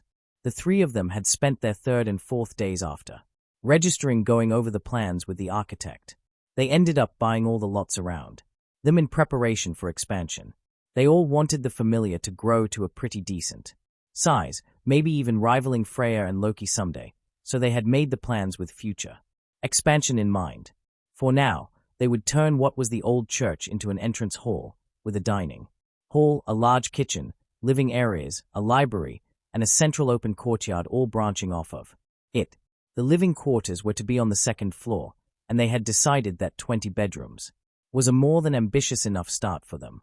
Torhen had also ordered a private building on the back of the property to house the forge he had ordered along with his enchanting and alchemy laboratories. Finally, on the 5th day after their trip to the guild, they received word from Aina that their registrations had gone though. They had clearance to enter the dungeon. Babel. Dungeon entrance. Bell. Bell could barely contain his excitement as he watched the stairs down into the dungeon. Finally, he was actually going to enter the dungeon. He was wearing the chest plate that the guild had given him and had his dagger strapped to his side. Looking to his right, he saw Mr. Torhen standing there in what he called his travel armor. Apparently, he didn't think that the first floor warranted the use of his real armor. Considering his level, that made sense. All right, kid, Mr. Torhen said. Remember what we talked about. We are sticking to the first floor today so you can get used to fighting in the dungeon. The only things we are supposed to encounter are lone goblins. They don't spawn in groups and are the only hostile monster that spawns on this floor. You'll be doing all the fighting yourself. I won't step in unless it looks like you're going to get yourself killed. You got that? Yes, Mr. Torhen, Bell nodded. They'd spent hours going over information and plans that he'd done his best to memorize. All right then. Let's go. The two descended the stairs and into the dungeon. The information that Ms. Aina had given them said that the first floor looked like an underground cave with bluish walls, and that description certainly fit. The wide hall that the info said was called the beginning road stretched out before them when they reached the bottom of the stairs. Head on a swivel, Bell, Mr. Torhen said. Trying to calm his nerves, Bell nodded and drew his dagger. He could still hear one of the first lessons Mr. Torhen had given him. Never sheath your weapon in a dangerous environment, Bell. If you think you might be ambushed, you either keep your weapon handy or have magic ready to cast. Drawing your weapon wastes precious time, so keep it ready. Bell didn't know any magic yet, so he kept his dagger drawn and listened for the crack that signaled a monster spawning. It wasn't until the corridor had started to thin out that he heard it. There was a soft, crackling noise before. With a mighty crack, a goblin burst out of the floor. Bell, used to monster encounters on the road, wasted no time. He burst forward, intending to skewer the goblin before it had a chance to react. He thrust with his dagger and missed. The goblin had jumped out of the way. Bell overextended in his surprise and felt the goblin's claws rake across his shoulder before he could dodge. He hissed at the stinging sensation as he rolled away from the goblin. Standing, he eyed it warily as he rolled his shoulder. It didn't seem to have done much damage physically, but he did feel embarrassed and angry. That had been a stupid mistake. Monsters in the dungeon were faster and stronger than the ones on the surface. He knew that, but, like an idiot, he had forgotten it. The goblin leapt at him this time, but, determined not to embarrass himself again, he was ready for it. He caught the goblin's outstretched wrist and plunged his dagger into its neck. The goblin exploded into a shower of dust and a crystal dropped to the floor. Picking up the crystal, he glanced hesitantly up at his teacher. Mr. Torhen was standing in exactly the same place. His arms crossed, he stared at Bell and raised an eyebrow. Do I even need to say it? He asked. Bell flushed with embarrassment. No, sir. I got overconfident. Mr. Torhen stepped forward and put a hand on his shoulder. Being overconfident is a hallmark of the young, and making mistakes is how we learn. Never making the same mistake twice means we learned the lesson. Don't do that again. Be grateful it wasn't a more painful mistake, and I'll consider it a lesson well learned. Mr. Torhen really was the best. Bell nodded and said, I promise, I won't rush in like an idiot, and I won't get overconfident and take on more than I can handle unless I have no choice. Good man, Mr. Torhen said, patting his shoulder. A last stand is a last resort. Never take on overwhelming odds unless you have no choice. Remember that. Bell nodded. Let's continue on, Mr. Torhen said as they moved further down the passage. After that first incident, Bell had been determined not to make any silly mistakes. Sure, he'd had to block or dodge attacks he hadn't seen coming. His chest plate had even caught a couple attacks he just hadn't been able to avoid, but none of them happened because he had rushed in like an idiot again. Mr. Torhen had critiqued Bell's performance after each fight and seemed to be happy with how he was doing. Despite saying that he would let Bell manage all the fighting, Mr. Torhen did kill one goblin. It had burst out of the ground right at Mr. Torhen's feet, and he had stomped on it out of reflex. The goblin had burst into dust before it could completely pull itself out of the floor, leaving nothing but a crystal and a boot print in the dust. Bell couldn't help himself and started laughing when that happened. They had been in the dungeon for maybe an hour when Bell got his first drop item. He had been dealing with a particularly vicious goblin and had only managed to beat it by grabbing a handful of dust off the dungeon floor and throwing it into the goblin's eye. When the goblin screeched and clutched its eye, Bell drove his dagger into its chest. To his astonishment, one of the goblin's ears had dropped along with the crystal. Altogether, they spent nearly 6 hours in the dungeon that day fighting every monster they could find on the first floor. Bell had never felt more exhausted or more satisfied than he did as they climbed the steps out of the dungeon and headed for the guild. As they entered the building, Ms. Aina came rushing up to them. How did it go? She asked as she stopped in front of them. It went well, Mr. Torhen said. Aside from a single mistake at the start, Bell did an excellent job today. Bell beamed at him, and Ms. Aina seemed happy. Are you here to turn in your magic stones? She asked him. Yes, Ms. Aina, Bell said, happily. I even got a drop item. A drop item on your first day. You got pretty lucky with that. They don't drop often. On the first floor, she said as she led them to the turn-in counter. Belle placed the magic stones and the goblin ear in the tray and waited as the man behind the counter looked over everything. 17 goblin stones and 1 goblin ear comes out at 6,000 Valis, he said, pushing the tray back with Belle's money in it. Not bad for your first day, kid. Well done. Belle grinned as he scooped up his money. He couldn't wait to tell Goddess Hestia about how today went. 2 weeks later, Belle was riding high as he ran through the 5th floor. He'd been delving into the first 5 floors of the dungeon for 2 weeks now, but today was different. This morning, Mr. Torhen had said that, so long as he stuck to the first 5 floors, he was ready to go into the dungeon solo. He was so excited, and he was doing well. He'd collected nearly 30 goblin, dungeon lizard, and kobold stones already and still felt full of energy. He'd just killed another goblin when a loud roar echoed through the tunnel, followed by terrified screams. Belle stood, nervously. He could practically hear Mr. Torhen's voice.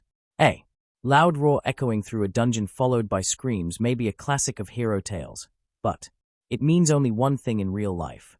Something really bad is coming. I know you want to be a hero, Belle, but you're nowhere near ready for that. Promise me, Belle, that if something like that happens, you won't go rushing in. Promise me that if that happens, you will turn around and run for your life. I promise, Mr. Torhen, Belle had said. He stood, indecisive for a moment, but he knew what he needed to do. He turned back down the corridor and sprinted as fast as he could, looking for the stairs back to the surface. He was only a few turns from the surface when he skidded to a halt. There, standing in the corridor in front of him, was a hulking figure. With its cloven hooves and massive horns, there could be no mistake. It was a minotaur. What the hell was it doing on the upper floors? Belle didn't even have time to think as the minotaur let out a bellow and charged. Belle turned and fled as fast as his feet would carry him. Hey! He screamed as he ran. He'd honestly thought Mr. Torhen's lessons on how to run for your life had been a little silly, but now he was never more grateful for anything in his life.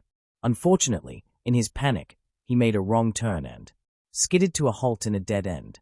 He turned, hoping against hope that he could get back out of the corridor. No luck. There, in the entrance to the hall, stood the minotaur. A last stand is a last resort, Belle, Mr. Torhen had said. Well, Mr. Torhen, Belle thought.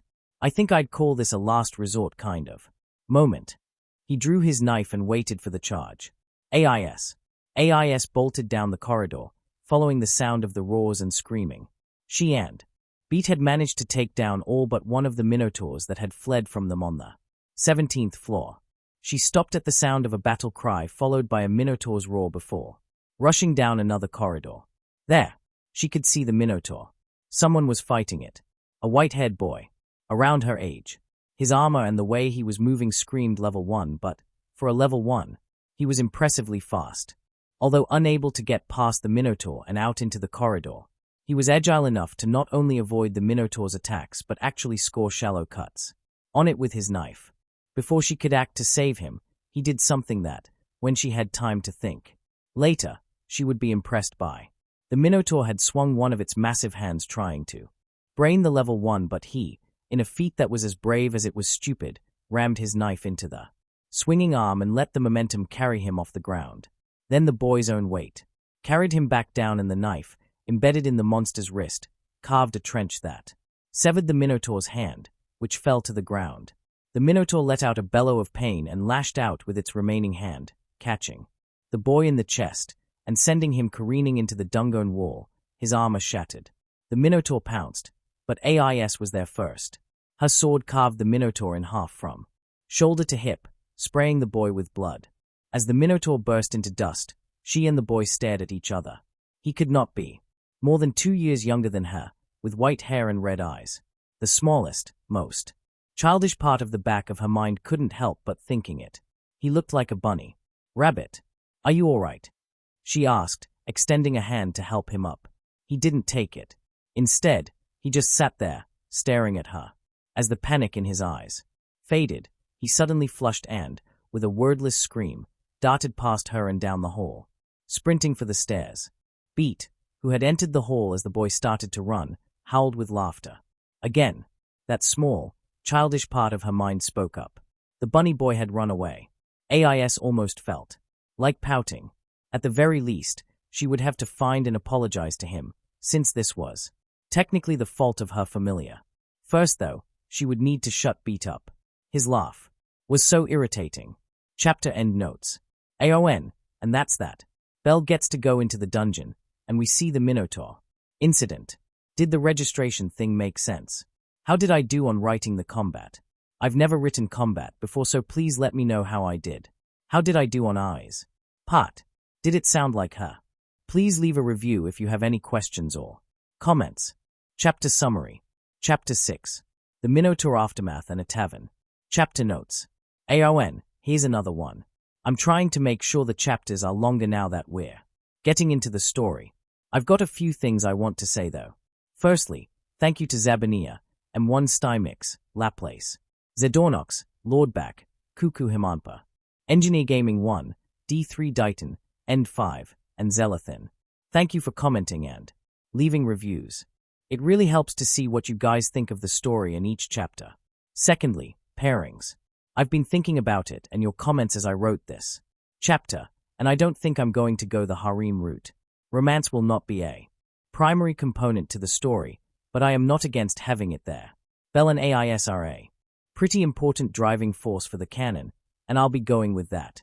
As for any other potential pairings with other characters, please let me know what you guys think might work. Thirdly, this chapter has my first minor fuckabout with the timeline. It's not a big one, but you'll see. I do hope that part is entertaining. Let me know what you think about it. See the end of the chapter for more. Aina. Notes. Hearthfire. Chapter 6. Aina sighed as she stepped out of the guild building for a breath of fresh air. It got so stuffy in there sometimes, and today was even worse. She'd been worried and nervous all day. Because today was Belle's first attempt at tackling the dungeon solo. She'd been reluctant to agree to him facing the first 5 floors alone, but had been convinced by Belle's teacher, Mr.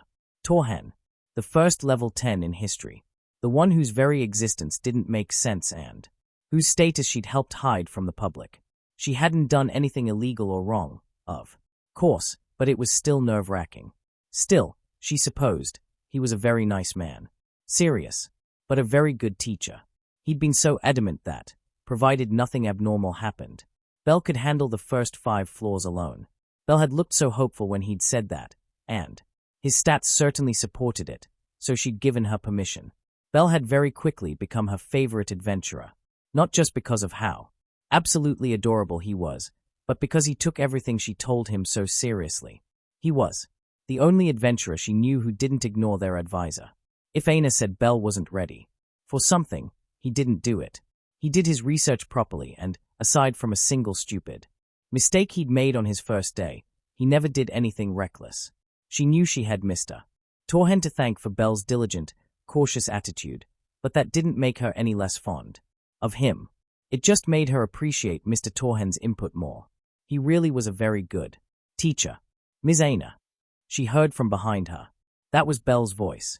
Aina turned quickly, glad to hear his voice. Belle, I'm glad you made it back. Okay, He was covered in blood. Aina rushed towards him. What happened to you? She exclaimed. I got attacked by a minotaur and saved by this beautiful blonde lady, he said, happily. Aina thought she was going to faint. After dragging Belle inside and forcing him into one of the showers in the back of the guild office, she finally got the full story out of him. When he tried to apologize about his ruined armor, she had waved it aside. It had done its job and saved him, so she promised to take him shopping for new armor after Monsterphilia. When he had finished the story, she let out a great sigh. She was relieved that he hadn't deliberately gone looking for trouble, but it was still a terrifying story. A minotaur on level 5. They were all lucky nobody had been killed. Belle almost had been. Do you know who the blonde lady who saved me was? His eyes shining hopefully. It sounds like AIS Wallenstein of the Loki Familia. AIS Wallenstein, Belle said with wonder. What's she like? Well, she is a level 5 executive of the Loki Familia. In fact, after the triumvirate that leads them, she is their highest-ranking member. She is also the best or perhaps second best. Sword in Orario. Maybe third now, with your teacher around. She has been given the moniker Sword Princess by the gods. I don't mean that, Belle said. I mean, what does she like to eat? What are her hobbies? Things like that. Belle trailed off and stared down at his knees, blushing. Oh, he had a crush on his savior. I'm sorry, Belle, but I don't know. Plus, she was conflicted. I'm sorry, but a relationship between you two is very unlikely. She's on the verge of level 6 and has years under her belt, while you're level 1 and have barely even started. Not only that, but dating and marriage between Familia is very difficult at the best of times. Even if your Familia are of equal standing, if your gods don't get along, they can forbid you from dating. The poor boy looked crushed. Then again, she really shouldn't do this. If you somehow manage to catch up to her in levels and increase the size and standing of your Familia, it may be possible. She'd done it anyway. Belle was looking at her as though he was dying of thirst, and she'd given him a bottle of water. He stood suddenly. Thank you, Ms. Aina, he shouted, bolting out of the building. You're the best. He called back to her as he ran. Oh dear, she muttered to herself. I hope no trouble comes of that. Belle was running through the streets with a new determination. AIS Wallenstein. He would catch up to her. He would build up his Familia. He would get far stronger. Strong enough to stand at her side. Strong enough to repay her for saving his life. He was so caught up in his thoughts that he hadn't paid attention to where he was going. He was dragged back to reality when he slammed into another person, knocking something out of their hands and onto the ground. Ouch, the person said, trying to catch their balance. I'm so sorry, Belle said, bowing up and down as fast as he could. Are you all right? I'm fine, the person, now revealed to be a silver-haired girl, said. She was wearing a green uniform of some kind, with an apron. I'm a bit upset about my ruined dinner, though, she said, looking at the box he'd accidentally knocked to the ground. Its contents strewn all over the road. I'm sorry. I'm sorry. I'm sorry, Belle repeated, bowing up and down as fast as he could once again. Is there any way I can make it up to you? The girl had a sudden mischievous glint in her eye. Well, she said, I suppose you can make it up to me by having dinner here tomorrow night. Huh? Belle was confused. The girl pointed at the building behind her. Looking up, Belle realized it was a tavern. This is the hostess of fertility, the girl said. I work here. We're slammed full tonight, but you can pay me back by coming here to have dinner tomorrow night. Belle, thrilled to be able to make up for his clumsiness, accepted. I'll come, I promise. He paused. Can I bring a member of my Familia? There are only 2 of us and my goddess is having dinner with some other gods tomorrow night. Sure, the girl said. The more the merrier. I'm SYR, by the way. SYR Flover. Belle Cranel. He replied, happily. Torhen sat on the couch in the church basement, watching as Hestia updated Belle's status. He had to admit, this was not how he expected the day would end. Belle had been doing fantastically in the dungeon, so he thought the kid was ready to go solo. Since the kid was on his own, Torhen had spent part of the day working with the builders. The Goibnu Familia had sent over a team of builders who were working on the renovations to the church, trying to turn it into a proper home. They had already constructed his forge and his laboratory building, so he spent quite a bit of time today making enchanting and alchemy tables and setting everything up. He and Hestia had even spent some time brainstorming ideas on what to call their new home once it was finished. The living quarters were supposed to be ready by the end of the month, with everything else being on the back burner until that was done. The rest of the renovation would take another month to be completed once that was finished. He'd been talking with Hestia about the few forging materials he still had from Skyrim when Belle had burst in the door, grinning like a madman, and gleefully declared that he'd promised some girl he'd eat at her restaurant the next night and that he'd been attacked by a minotaur. Torhen had thought, just for a moment, that, somehow, Shiagarath had sent Belle into a fever dream or something. After getting Belle to calm down and explain what happened in the proper order, he finally understood. He was relieved the boy was all right and thrilled that Belle had taken his lessons to heart. Torhen was honestly impressed that he had managed to cut off the Minotaur's hand, considering how strong they were supposed to be. He was definitely irritated by when he heard that Belle's armor had shattered, but that was alleviated by the fact that, after being told about it, Aina had offered to take him shopping for new armor. Torhen hadn't had the time to go shopping for smithing supplies, and only had a few small pieces of ore left over from his forge in Skyrim. Belle's stunt with the Minotaur's hand had also badly damaged his dagger. Now, Torhen could do something about that. He had just enough materials to make a really nice dagger. Something that would grow with the kid. He'd made a few growth weapons before, for his kids, but with Hestia here, he would need to think about it some more, but he might just be able to make something really special with what he had on hand. Hestia suddenly caught his attention. She was still sitting on Belle's back, manipulating his status, but her eyes had gone wide like dinner plates. She visibly calmed herself down and finished Belle's update. Transferring it to a sheet, she handed it to Belle. Nicely done, Belle.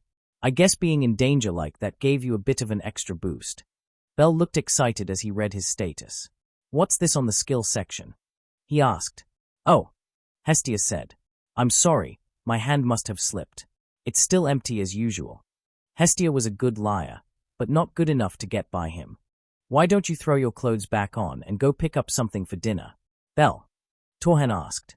He and Hestia needed to talk. You got it. Belle said as he grabbed his shirt and went running out of the door.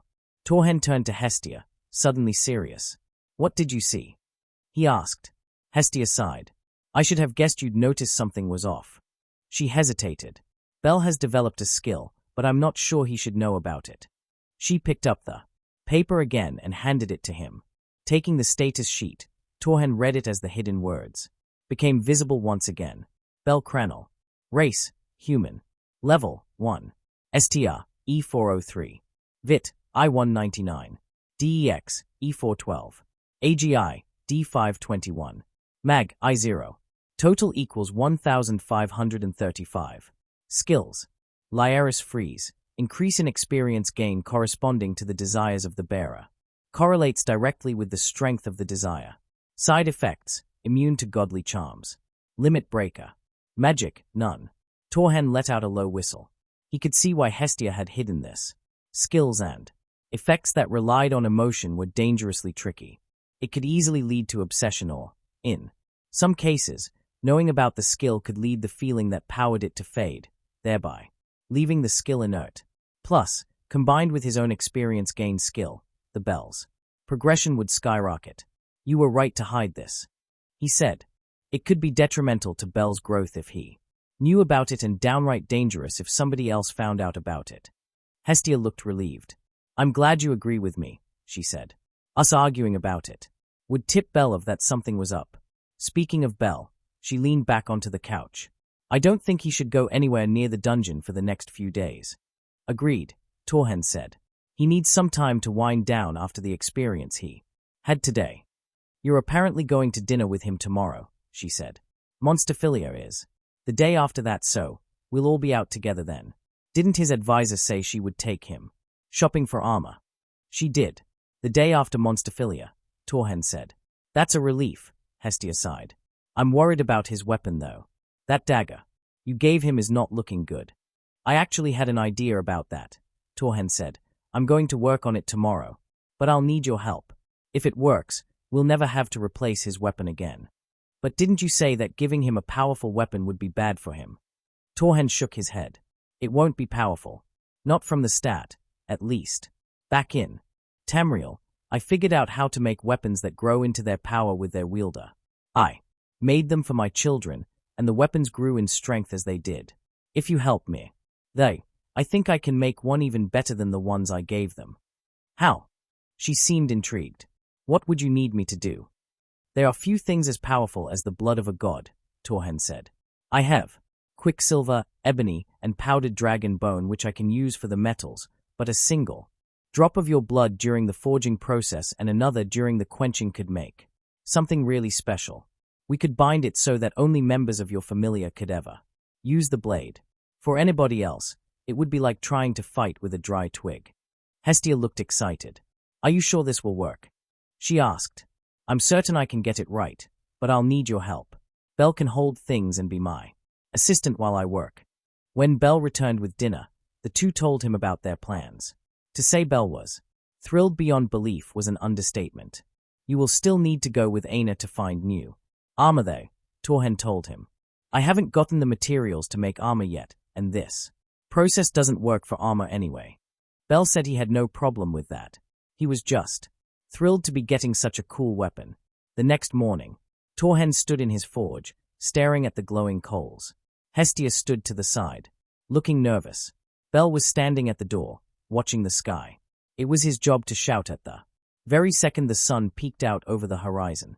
That was one of the tricks to working with ebony. It didn't matter how long the forging took, but the process had to begin as the sun rose. Trying to begin the process at any other time would leave it brittle and useless. He had sworn both Bell and Hestia to secrecy about the technique he was about to use. It was one he had created, and they didn't want any information leaking. Torhen had already been up for some time prepping the materials, carving the handle, and stoking his forge.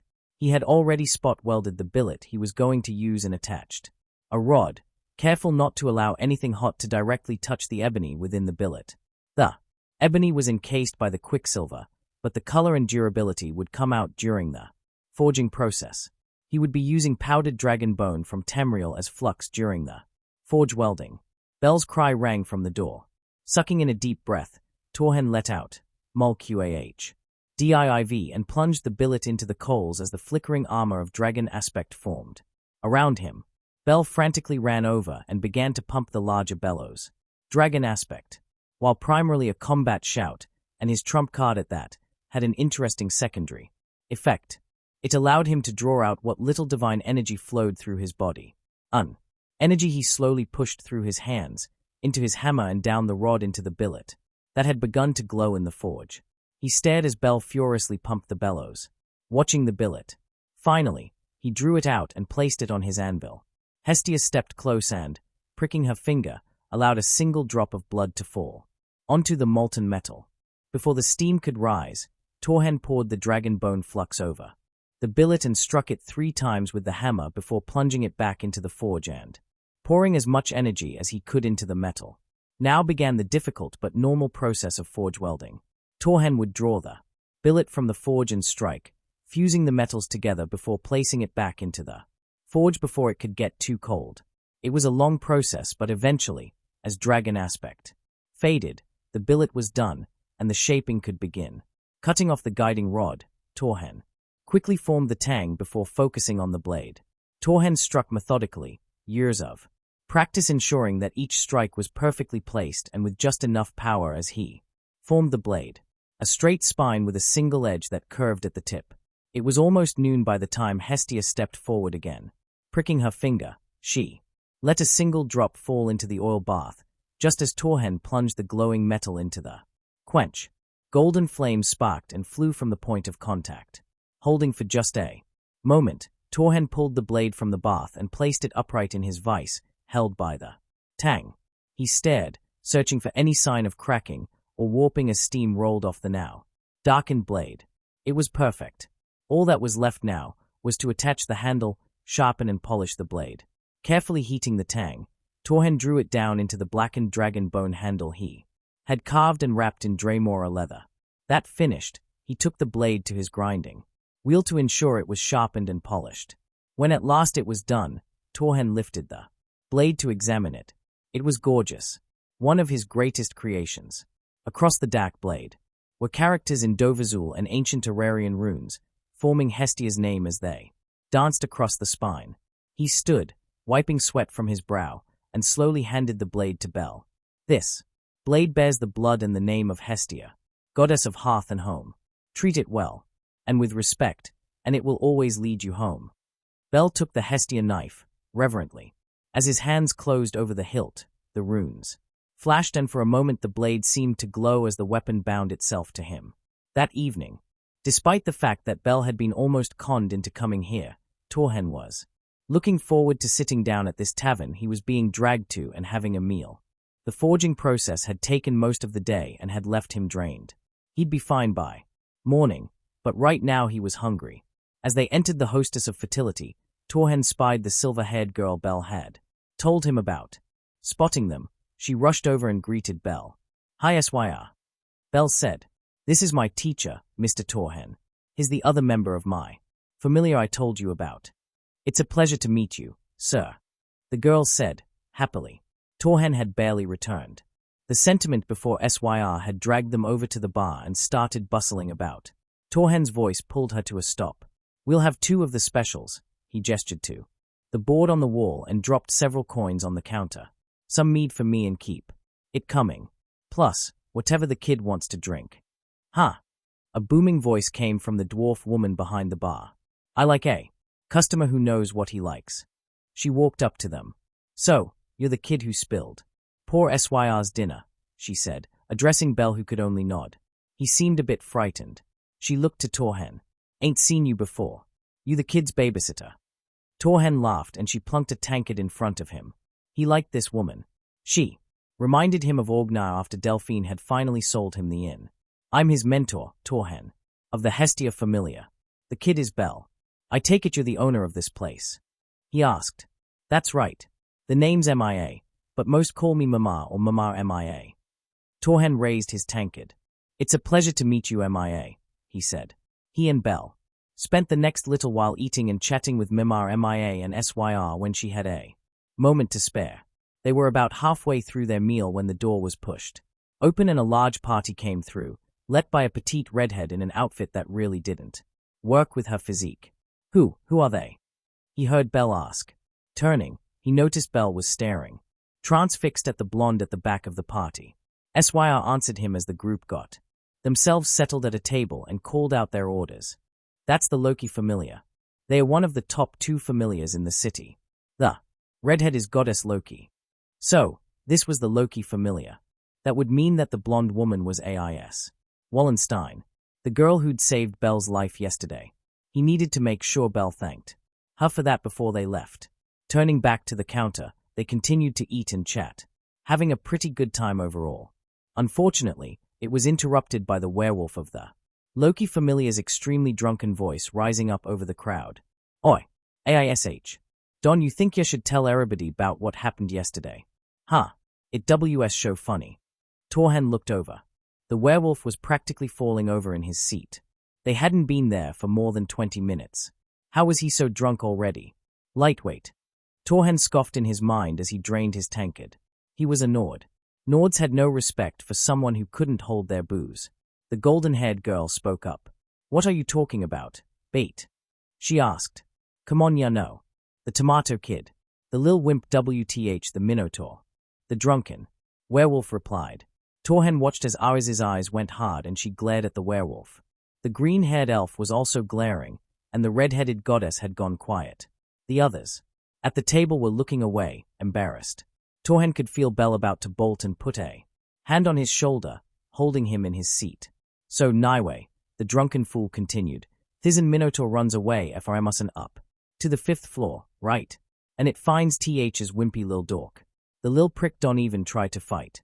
He just runs, screamin'. Show AIS swoops in and saves him. And this lil wimp gets completely covered in blood. Looking like a FCKN tomato. Then he just runs away screamin' FRM the one that saved him. The fool howled with laughter, oblivious to the fact that nobody at his table or around the room was laughing with him. The few who might have, sufficiently, cowed by the icy glares AIS and the green-haired elf were directing at the werewolf. Thalil. Bastrode must have pissed his pants. The werewolf howled with laughter again. That's not what happened, beat. AIS said, firmly. Huh? The werewolf said, glaring. The green-haired elf spoke up. The young man in question had to have been a level 1. He did very well to survive at all.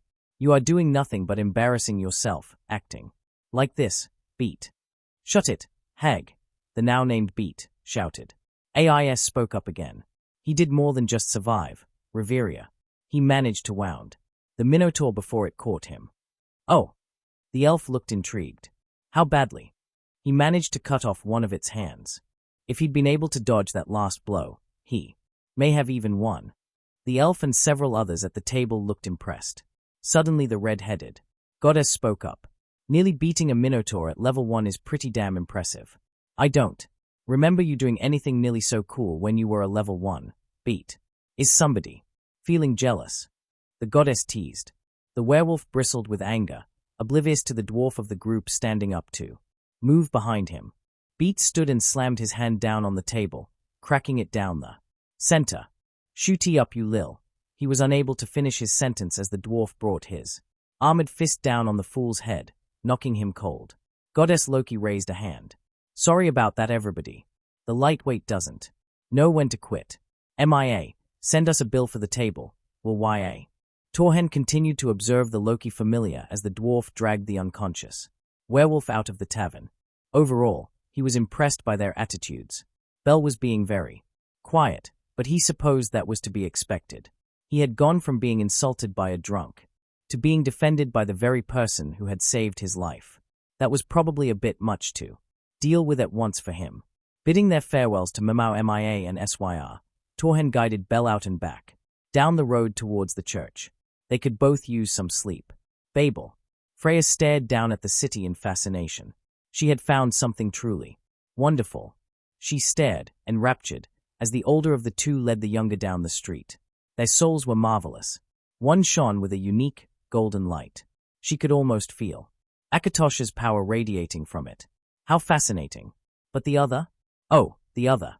She had never seen a soul that shone so brightly, so purely. Oh, yes. She thought to herself. She had found something truly marvelous indeed. Chapter end notes. AON, and that's that. There's a lot of dialogue in this one, so I'm hoping I got the personalities right. I know I'm editing some personalities a little bit, but I hope it works. For you. Was the drunk talk, okay? I don't know if I'm going to do it again, but I'd like to hear your opinions. Did you like the forging scene? I've always liked the idea of the Dragonborn using shouts to augment the forge, so I hope it worked. Translations: Mulcar Dive, Strength Armor WYRM, Dovazul, Dragon Tongue. Chapter 7. Chapter Summary. Monsterphilia. Chapter Notes. AON, I said in the first chapter that my daily schedule was really sporadic. Yesterday and a decent chunk of today turned out to be one of those days where I had a lot to do and very little downtime, but, thankfully, I was able to get this done today. I'm pretty happy with it. Please leave a review if you guys have any questions or comments. See the end of the chapter for more notes. Hearthfire. Chapter 7. Torhen. The morning following their encounter with the drunken werewolf was hectic as they scrambled to prepare for the Monsterphilia celebrations. Torhen was fascinated by the idea of monster taming.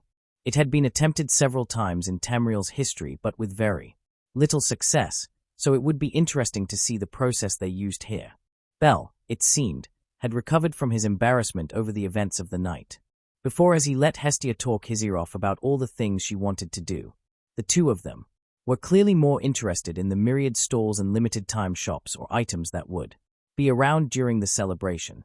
Part of their excitement was due to the fact that they had ample money to spend at the festival.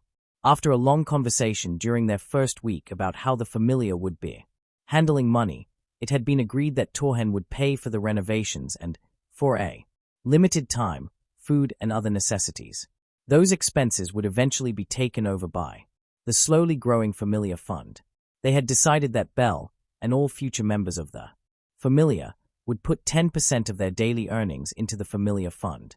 Hestia had been adamant about contributing to their funds and had initially gotten a job at a rather popular food stall, but Torhen didn't think that was dignified for a goddess, so, spying an investment opportunity, he had given Hestia the funds needed to buy the food stall, and several others around the city. As owner, Hestia earned a cut of the profits each store made. 10% of her weekly profits would go into the Familia Fund, 20% was going towards paying Torhen back for his initial investment, but the rest was for Hestia herself to spend. She had already made enough to buy a few decent things to expand her wardrobe and was giddy at the thought of how much money her stalls would make at Monsterphilia. She had even branched out and decided to invest in the shop of a fellow god. Apparently Myak, a friend of Hestia's, was a god who ran a mid-level potioneering and healing familia that had fallen on hard times. While successful, they had incurred heavy debts from Dien's sect when trying to replace their captain's missing arm, and most of the familia members had abandoned them. Hestia invested in their store, wanting to help Myak get back on his feet and, after meeting Myak, Torhen had approved Having an in with a skilled alchemist and healer was always a good thing, and Mayak seemed like a good man. Bell, on the other hand, had been saving his money ever since their first day in the dungeon, so it had grown to a reasonable size. He had put away half of his earnings to pay for his new armor, but the rest was available for him to use however he wished. As a kid from a rural farming village, he had never attended a festival anywhere near the size of Monsterphilia and was very excited to see what it had to offer. Leaving around mid-morning, the trio made their way towards the Colosseum on the other side of the city. Most of the stalls and decorations for the event had been set up around it since the monster taming was the main event. Torhen smiled to himself as they walked through the festival grounds. It had been many years since he had last attended a festival, with the last being the celebrations following the coronation of Elisif's great-grandson as High King of Skyrim. Torhen separated from Hestia and Bell at the entrance to the festival market area, the two of them enthusiastically browsing through the stalls while he headed straight for the Colosseum. The Colosseum itself reminded him of the grand arena in the Imperial City, though the layout was rather different. Finding himself a decent seat, Torhen watched with interest as the Ganesha Familia prepared to bring out the first monster.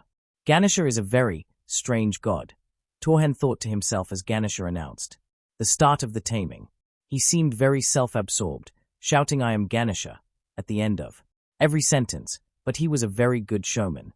His introduction got the crowd excited, and they were probably used to his eccentricities. Torhen leaned forward in his seat as the first tamer unlocked the cage containing a monster boar. Monsterphilia had begun. Bell was very excited as he and Goddess Hestia went browsing from stall to stall. They had mostly stopped at food stalls so far, and he had been enthralled by all the new and exotic foods that were being sold. He'd never even heard of half of these, and they were all delicious. He and Hestia had decided to spend the morning going through the festival market, trying all the different foods, and browsing through the souvenirs on display at the booths set up around the Colosseum. After noon, they would head to the Colosseum to catch the second half of the monster taming. Mr. Torhen had been very interested in seeing the monsters brought up from the dungeon and whether or not the members of the Ganesha Familia could really tame them, so he had gone straight to the Colosseum after they had arrived. Bell was pulled from his thoughts when Goddess Hestia grabbed his hand and pulled him towards another stall. Massive smiles plastered across both of their faces as they enjoyed the festivities. Freya. She stood in the preparation area beneath the Colosseum staring at a cage. Members of the Ganesha Familia stood across the hall, charmed into mindless obedience and forgetfulness as she had passed them by. Such silly children, she thought, barely worth my time. A smile stretched across her face as her eyes flashed, pulling the monstrous ape in the cage under her spell. The beast would make a fine test for the younger of her new playthings. She had already seen him running around the grounds with that little snit, Hestia. Her eyes flashed again as she gave the monster its target. She wondered how his soul would change if it managed to kill his goddess. Then again, him succeeding in besting the monster would be just as entertaining. She could barely wait to see the results. She turned away, silently commanding her charmed drones to break open the other monster cages after she had left. The chaos would be thrilling. Torhen. Well, this has certainly been entertaining, Torhen thought, as he watched a member of the Ganesha Familia try to ride an infant dragon. The monster taming had been fun to watch, though not terribly effective. The tamers had managed to train several lower-level monsters to do various things, but the monsters would still attack anyone that wasn't their tamer without warning. They would even occasionally attack the tamer even after they had been successfully tamed. Torhen had spent decades attuning himself to dangerous situations, honing his senses, to ensure he could never be ambushed, so when sudden sense of foreboding passed over him, he paid full attention to it. Something was wrong. Torhen was sure of it as looked around, trying to find the source of the feeling. He spotted the Amazon twins and one of the elves from the Loki Familia making their way out of the stands, concerned looks on their faces. Turning towards the announcer's box, he could see Ganesha speaking frantically with members of his familia. Something has definitely gone wrong, he thought as he stood from his seat, making his way out of the stadium. Lefia tried not to panic as she ran through the streets of Orario, following Ms. Tyon and Ms. Tiona. After noticing that something was wrong, they had made their way out of the stadium and found Goddess Loki. Their goddess had, alarmingly, informed them that a large number of monsters had escaped and were rampaging through the streets. Goddess Loki had already sent Ms. AIS to destroy as many as she could. Determined to help Ms. AIS, Lefia had followed Ms. Tyon and Ms. Tiona as they had rushed off to help stop the rampaging monsters.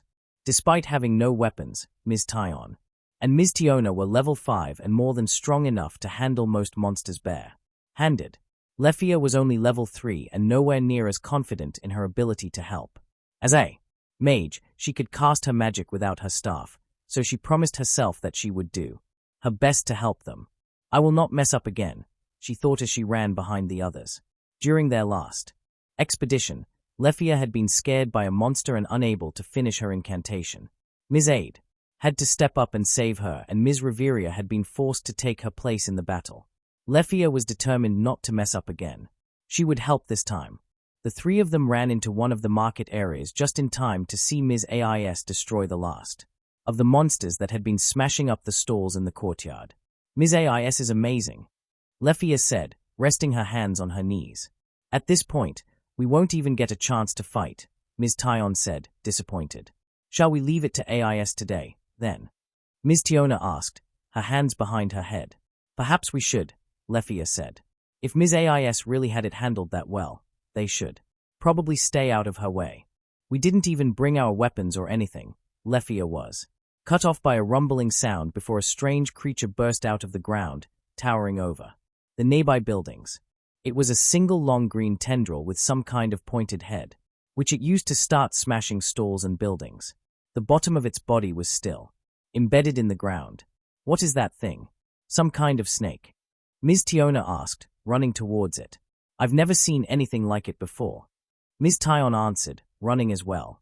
Where did those Ganesha guys even find this thing? Ms. Tiona shouted as she dodged one of its attacks. We need to stop it. Ms. Tyon shouted back. Lefia, start chanting. Ah, right. Lefia replied, backing away as the twins barreled towards the monster and, jumping into the air, brought their fists down on the monster's long neck, slamming it into the ground. Ugh, Ms. Tyon cried as they sprang back up. Gods, that's hard. Ms. Tiona yelled as she pulled away from the monster. What the hell is this weird thing? I wish we had our weapons, Ms. Tyon said, dodging another attack. Lefia stood back, preparing her chant. A full-power chant might destroy part of the city, but a shorter one would allow her to control her power output and react faster. Unleash a streak of light, bow and arrow of the holy tree. Lefia began her chant. Thou art a master of the bow. Fire, O elven archer. May your arrow strike true. The monster suddenly turned towards her. It was reacting to her magic. A sudden cracking sounded, and a tendril burst from the ground, knocking Lefia into the air. Landing on a shattered stall, Lefia let out a gasp of pain as she felt something pierce her side. Lefia! The twins cried. The snake monster's head suddenly opened, blooming to show a mouth filled with gnashing teeth. That thing is a flower. Ms. Tiona screamed. 7 more flower monsters suddenly sprung from the ground, tangling up the twins as they tried to rush to Lefia. Ms. Tyon's voice rang out. Lefia, are you all right? We could use some help over here. Ms. Tiona yelled. No, I'm doing it again, Lefia thought, her side screaming in pain. One of the plant monsters was looming over her, teeth gnashing. I know, she'll come and rescue me again. Ms. AIS will. A blade slashed through the plant monster, destroying it, and a figure dropped to the ground in front of Lefia, but it definitely wasn't Ms. AIS. The figure was an older human man with dark hair and an ethereal sword in his hand. The blade vanished as he turned towards Lefia. Are you all right? He asked as he approached. Huh. Lefia tried to answer but could only cry out in pain as her side flared up. Lefia. There was Ms. AIS. The wind of her tempest spell dissipating as she landed. I've got her, the human said. They need your help more right now, he gestured towards the twins. They were definitely having trouble.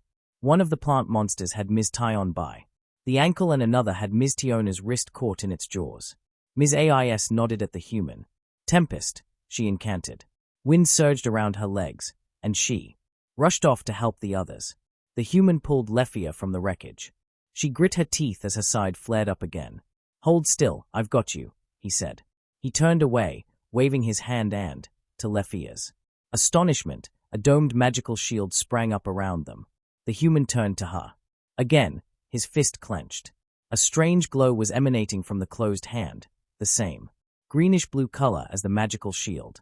One of the plant monsters slammed a tendril against the dome, eliciting a grunt from the human. The dome didn't so much as budge. He raised his other hand and once again Lefia was astonished as, without a word, a glowing golden magic sprang from the man's outstretched hand and enveloped her. Lefia gasped as a wave of relief washed over her. The pain was gone. She could feel her wound closing. After barely a moment, she felt even better than she had before she'd been hit. She stood. "Thank you for your help," she said, gratefully. "My pleasure," he said. The man turned to look at the battle. "They need help," he said. Lefia turned as well. He was right. Ms. Ais was caught in one of the plant monster's jaws, and the twins were tangled up in the tendrils of the others. "I'm going to give them a hand," the man said. "Start chanting again the moment the ward falls." Lefia nodded. She would not fail again. The man readied himself. "Now!" he shouted. The shield fell and the human bolted forward. Lefia raised her hands and began to chant. Torhen.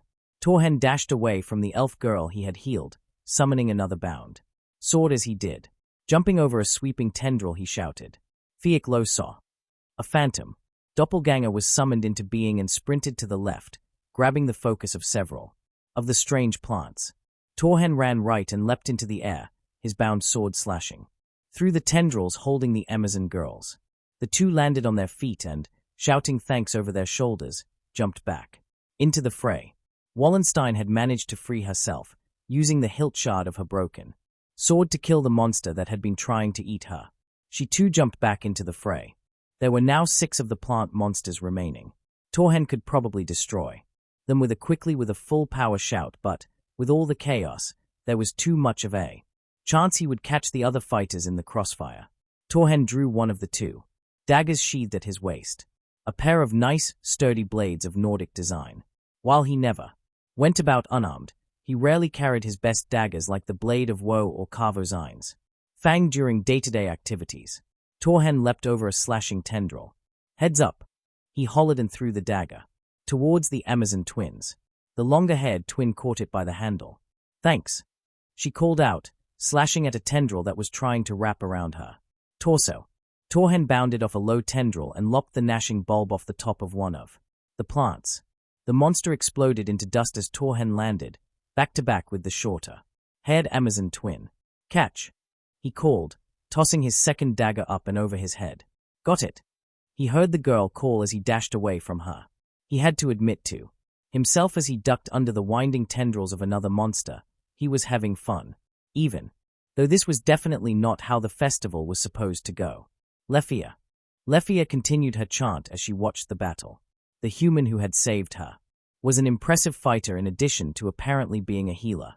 He was moving with even more confidence and grace than Ms. Ais and the twins and had killed 2 of the monsters, with only 5 now remaining.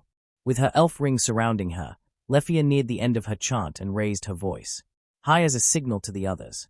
"My name is Alf. Winfimbul Vita." A massive burst of icy wind swirled from her hands, blowing towards the plant monsters. Lefia's companions and the human all jumped out of the path of the spell. The icy wind froze the monsters in place. Lefia let out a sigh of joy. She had done it. She had finished her chant and helped defeat the monsters. Crack. Lefia looked up, shocked. 2 of the monsters at the far end of the battle had started to move again. Her chant had been too short. The spell hadn't kept enough energy to completely freeze the monsters farthest from her. Lefia raised her hands to frantically begin the chant again when the human jumped forward. He took a deep breath and let out a thunderous call. Fikra Deing. A blast of icy wind flew from the human's mouth, freezing the 2 monsters even more solidly than the ones Lefia had caught with her spell. Barely a second after they had been caught in the strange spell, the 2 monsters shattered into a million pieces. Ms. Ais and the others dashed forward again to destroy the monsters Lefia had frozen. As they smashed up the frozen plants, Lefia stared at the strange human. First, he had saved her with an ethereal sword, then he had made a magic shield, and then he had healed her, all without a word or an incantation. Following that, he had proceeded to summon a strange doppelganger with a loud shout. Next, he went on to fight even better in melee combat than Lefia's level 5 companions, even arming 2 of them with his own weapons. Finally, he had used another strange shout to release a spell that was even more powerful than the one Lefia had spent most of the battle charging up. Who, in the name of all the gods, was this human? Bel. Bel was running for his life, dragging goddess Hestia along behind him. He and his goddess had been happily browsing the stalls when a series of terrified screams rent the air. Bel had looked around frantically, trying to find out what had happened when he heard a loud thump behind him. He had turned, slowly, to see a massive ape-like monster with red eyes staring down at him and goddess Hestia. A silverback his memory provided. Bel and Mr. Torhen had come across them during their research into the dungeon. They were ape-like monsters that spawned on the 11th and 12th floors. Bel had no time to wonder about why there was a silverback on the surface. Later, logic would provide that it must have escaped from the Ganesha Familia, but now was no time for logic. The silverback had raised its massive palm to strike. Now was the time for screaming and running for his life. Bel had bolted away as fast as his legs would carry him, goddess Hestia practically being dragged through the air behind him. They ran through the streets, ducking under debris, and around other terrified festivalgoers. The other monsters in the street set about attacking whatever was nearest. The many adventurers in the crowd were drawing their weapons or grabbing makeshift ones from the debris and had begun to fight back. The silverback ignored all of this. It clearly had its eyes set on Bel and Hestia, and there was nothing that would stand in its way. It chased the 2 of them through the streets and smashed its way through the alleys. They ducked down in a frantic attempt to lose it until at last they barreled into an empty courtyard. There was nowhere left to go. The only way out that was unblocked was the way they had come in, and the silverback was bearing down on them. Bel was having flashbacks. Just 2 days ago he had been in this exact situation, stranded in a dead end, facing an overwhelming opponent, with nowhere else to go. This time was different though. This time, goddess Hestia was in danger. This time, he had the Hestia knife, a weapon that was guaranteed to be unbreakable. A weapon whose single-edged black blade extended nearly the full length of his forearm and whose straight, lethal edge curved to a point at the tip of the blade. He had stood in his teacher's forge, pumping the bellows upon command, watching as Mr. Torhen had forged this weapon. For him, his teacher had forged this weapon with the blood of the very goddess who he would now defend, and he would not let either of them down. Bel pointed to a drainage ditch off to the side of the empty square. "Hide there, goddess," he yelled, turning and drawing his knife. "Be careful, Bel," she cried, running towards the ditch. She had only just slid under cover when the silverback smashed its way into the yard. The brute still had restraints that, when held in a cage, would work to keep the beast in place. Unfortunately, now that it was loose, they acted more like armor. Bel dove to the side, dodging a piece of debris the ape had thrown at him. Rolling, Bel sprang back up and sped towards the silverback. Speed was his friend. Here, he had learned from the Minotaur that speed was the key to besting larger opponents. Get in, score a hit, and get out before the brute could catch him. Bel did just that, springing off the ground and slashing at the chains that held the silverback's makeshift armor in place. The Hestia knife cut through the chains like butter, removing the armor and scoring a deep cut across the silverback's chest. Bel retreated, trying to figure out the best possible angle of attack while the monster screamed in pain. Noticing the clothes lines hanging across the small square, he raced towards the wall. Springing up and kicking off the wall, Bel used his momentum to turn the clothesline into a makeshift bowstring. Bel aimed as he soared into the air. Finally, tension and gravity brought him crashing back down, and he rammed his knife deep into the silverback's skull. Bel collapsed to the ground as the monster exploded into dust. "I did it," he thought. "I won." As the adrenaline faded, he dimly registered goddess Hestia hugging him in relief. Torhen knelt on the ground, scooping up the magic stone of one of the strange plant monsters. It looked different than the ones he had seen before, but he didn't know enough about them to be sure if it was something to be concerned about. Hearing footsteps, he looked up to see Aina, along with another member of the guild, rushing into the square.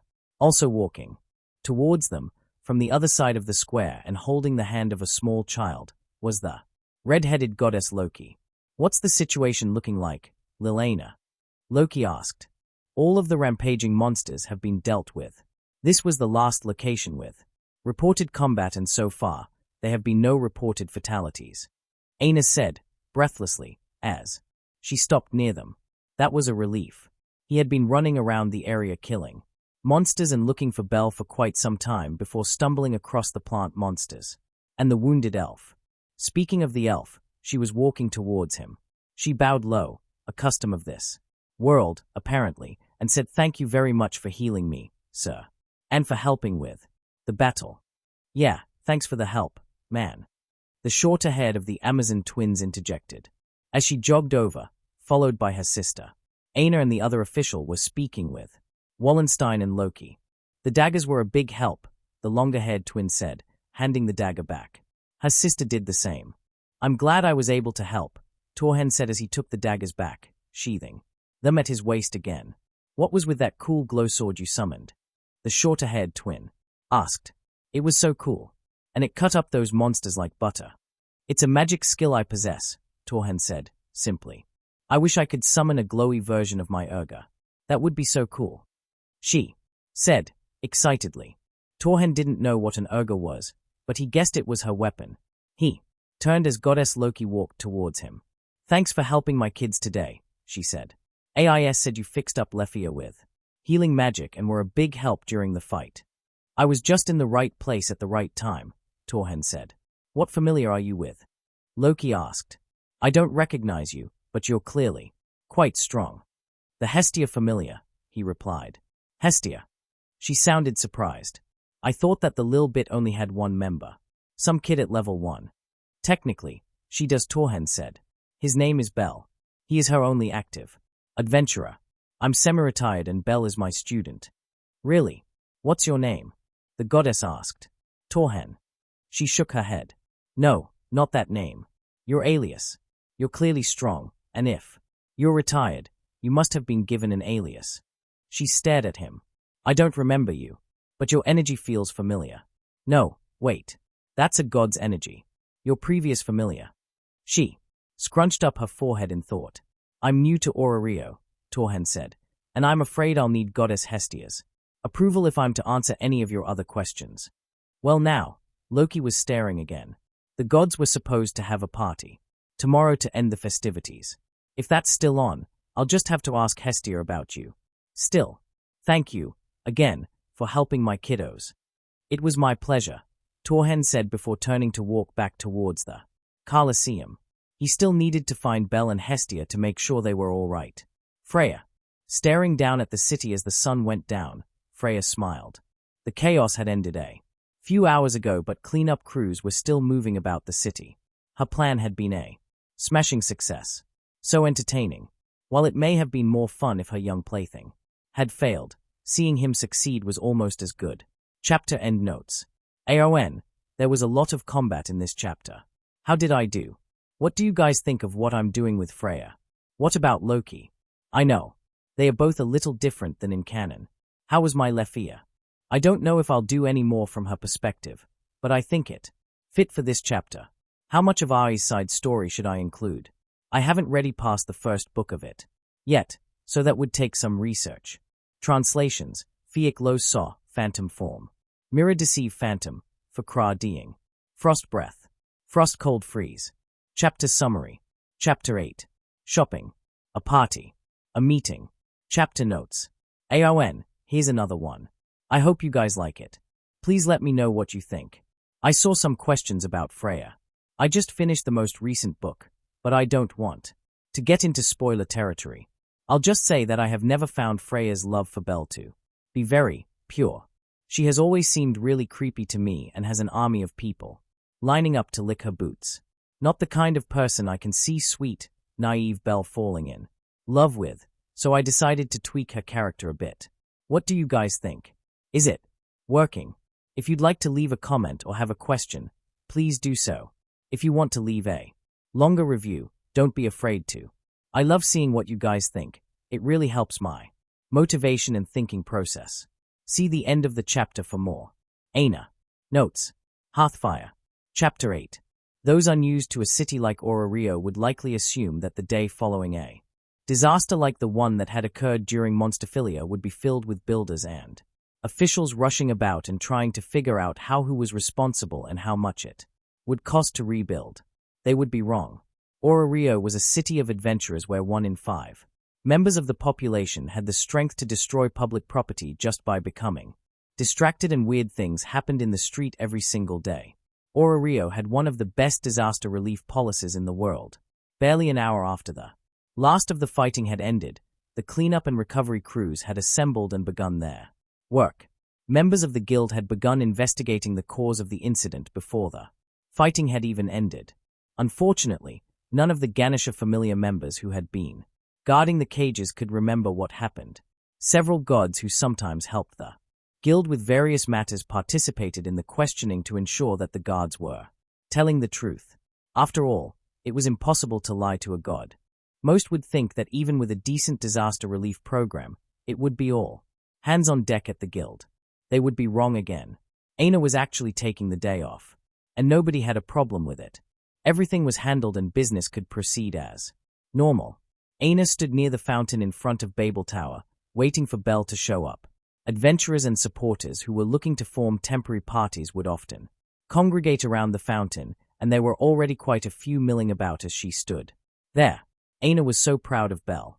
He'd been caught up in the fighting and had actually managed to best a silverback. Not only that, but he hadn't charged in like an idiot trying to be a hero. He'd tried to escape a monster that should have been far too powerful for him and had only turned to fight when he had no choice. It was a little upsetting that this was the second time he'd done that, but she was still proud. After the first incident, Aina had promised to take Belle to buy new armor, and the day had finally come to do so. She knew he'd been saving his money for quite a while, so she was hopeful that he could afford some decent armor. He should probably find a supporter too. Aina thought as she watched a party form off to her left. She would need to recommend that to him once they were done. Belle was positively buzzing with excitement as he followed Ms. Aina into the Hephaestus Familia shop. He was actually going to buy good armor. Mr. Torhen had stressed that armor at his level was one of the most important things an adventurer could have, so he was ready to take that step. While only the best of the best would be on display or sold in the main store and other primary displays, there were other counters and shops towards the back that sold armor from lower-level smiths. It was from these shops that most lower-level adventurers bought their armor. Mr. Torhen had told Belle that most adventurers formed at least a partial contract with a smith before they hit level 3, so most of the people who bought from shops like the ones in the back were level 1 or 2. Belle and Ms. Aina split up as they entered the slightly dusty shop. He'd spent several hours talking with Mr. Torhen about what kind of armor he should look for, and together they had concluded that light plate armor was what would suit him best. This was harder to find than one might think. Most light armor wasn't even made of metal at all, as it tended to be made of hardened leathers. Any metal found in light armor would be chainmail or done in a brigandine style. Mr. Torhen had said that plate was usually reserved for medium or heavy armor, and as he browsed, Belle found himself agreeing with that. After finding a set that was in his price range, Belle would pick up the chest plate. If the plate was too heavy, he would have to put it back, and so far, he hadn't found any that were light enough. It must have been nearly an hour before Belle stumbled across a box hidden on a low shelf. Inside were pieces of silver plate armor with red accents. The box read, Pyankichi Mkii by Welf Krozo, V9900. That was well within Belle's price range, and he was thrilled to discover just how light it was once he picked up the chest plate. Ms. Aina, he called through the shop. She was browsing the other side of the store, trying to find anything that might fit him. Did you find something, Belle? She asked as she came over. Look at this, he said, showing her the armor. It's in my price range and it's definitely light enough. He knocked on it with his knuckle and tried to bend it. It seems sturdy enough too. Mr. Torhen said he wanted to look at whatever I buy before I use it in the dungeon, but it seems perfect. Well, if you think that's the one you want, you should get it. Ms. Aina said with a smile. You will be returning it though, if Mr. Torhen says it's no good. Belle nodded enthusiastically before rushing to the counter so he could buy his armor. Torhen, Torhen stared down at the steel plate with a critical eye.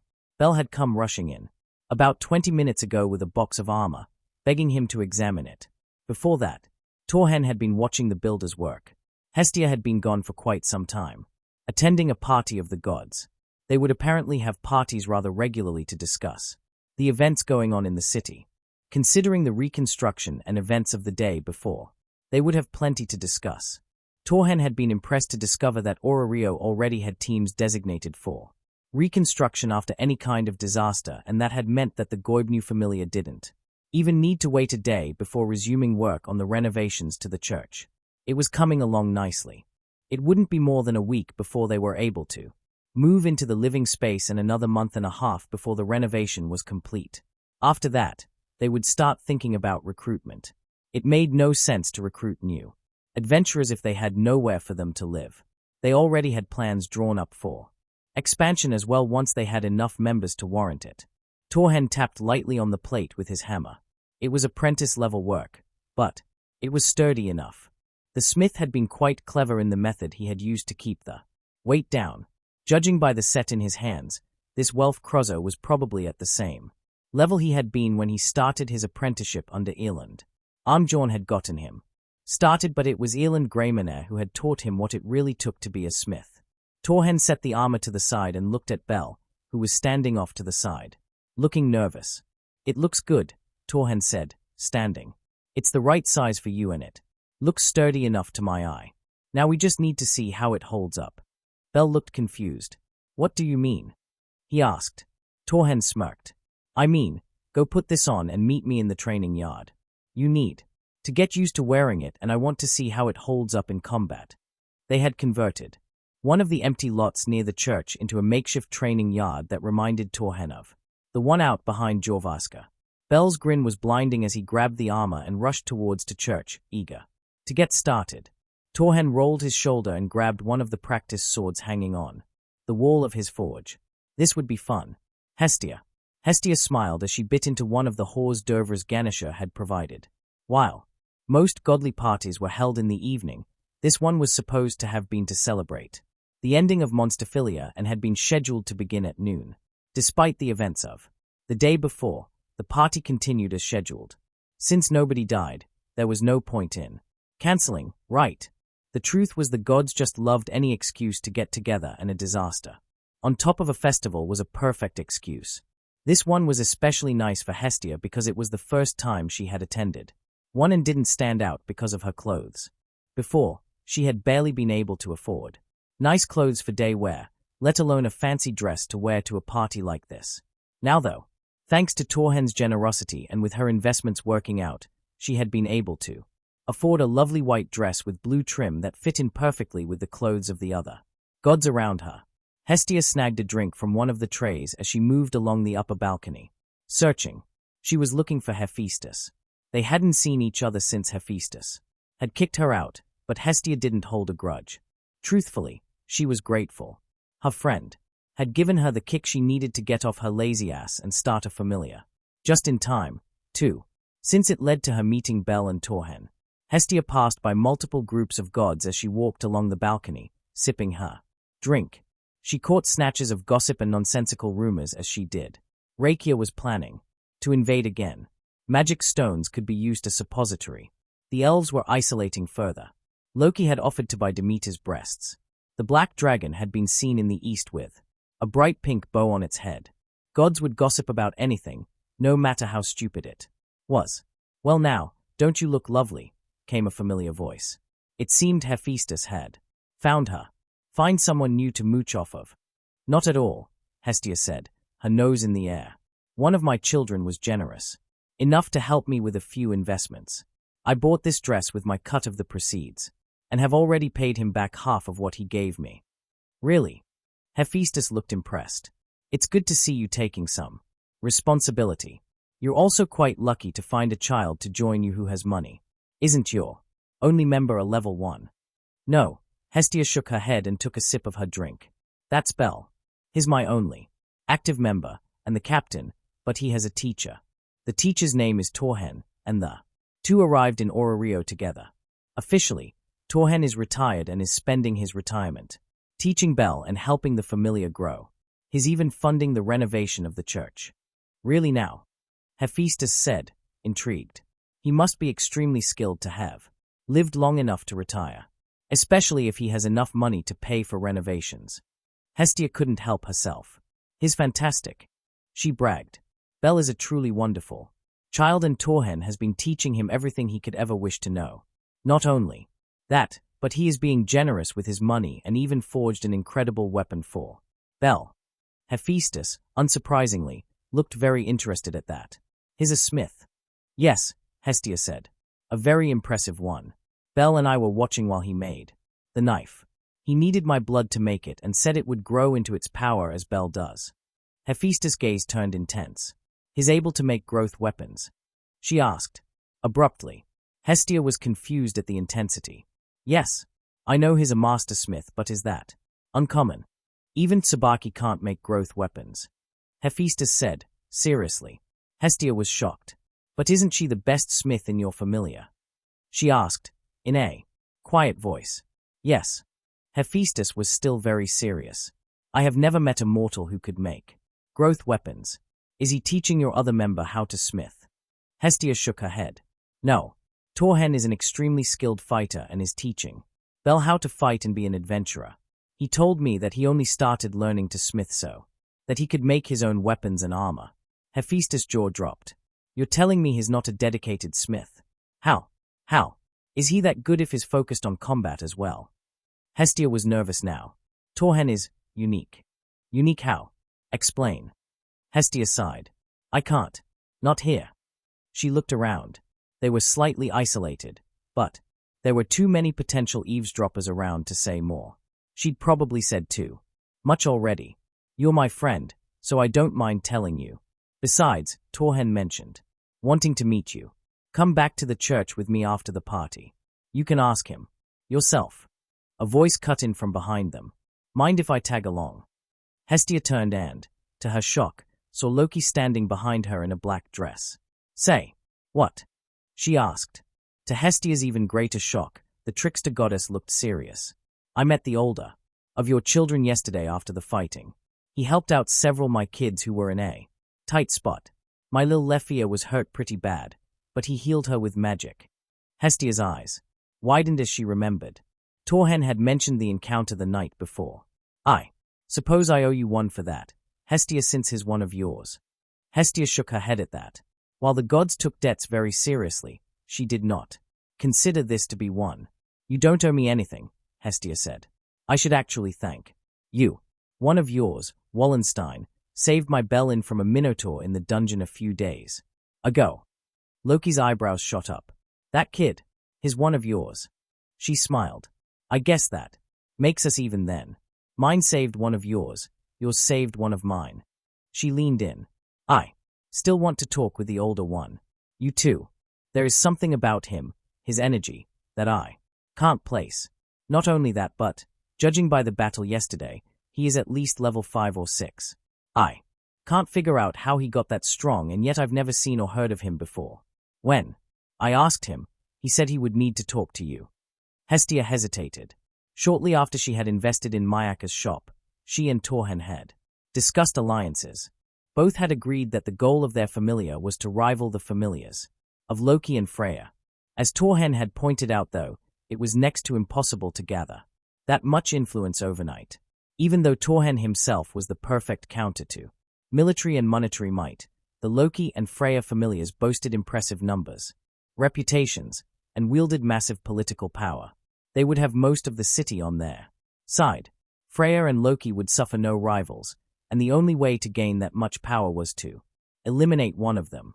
Doing so immediately through force of arms would only create a power vacuum, since Hestia did not have the power needed to step into either of their shoes.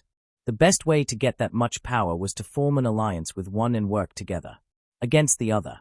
With the aid of one, they would have a shield against the political actions of the other and would be able to build their strength in peace.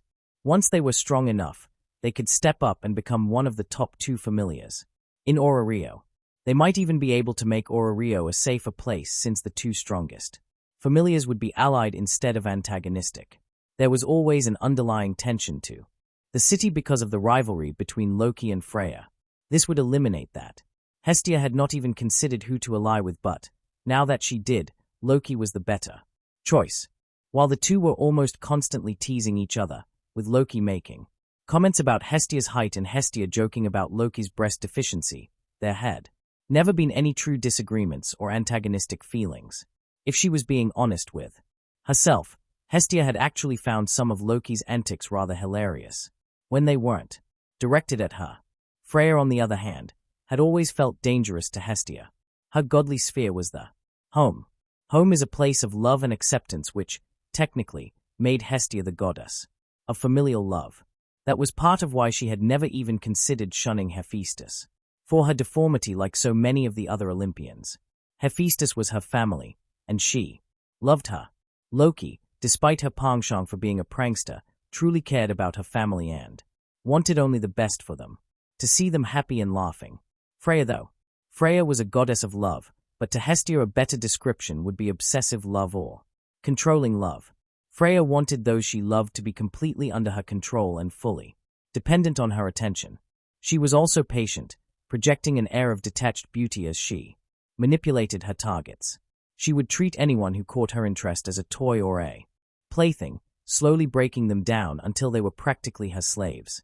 This behavior did not match well at all to familial love and so was almost in opposition to Hestia's own sphere. Finally, Hestia spoke up again, in a serious voice. To tell the truth, there are quite a few things I would like to talk to you about as well, Loki. Judging by her expression, Loki was surprised. Really? What are they? Hestia shook her head. Not today. I'm not ready to have either of those conversations. The renovations on my home will be finished in a little under 2 months. When they are done, I will invite you over and we can talk. Can you wait for your answers? Until then. Loki's stare was calculating. Finally, she spoke. I can't remember the last time you sounded so serious when you were talking to me. This must be pretty important, but you know my curiosity gets the better of me. She shook her head. 2 months. I will wait 2 months for answers. If I haven't heard from you by then, I will start digging on my own. Can you accept that? Hestia nodded. I can.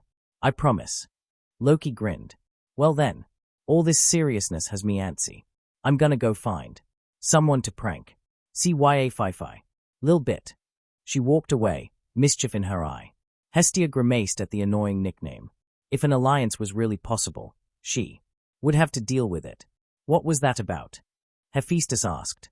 It's nothing, Hestia shook her head. Not yet at least. You want to get out of here. We can go talk to Torhen. She needed to talk to him, anyway, considering the conversation. She just had.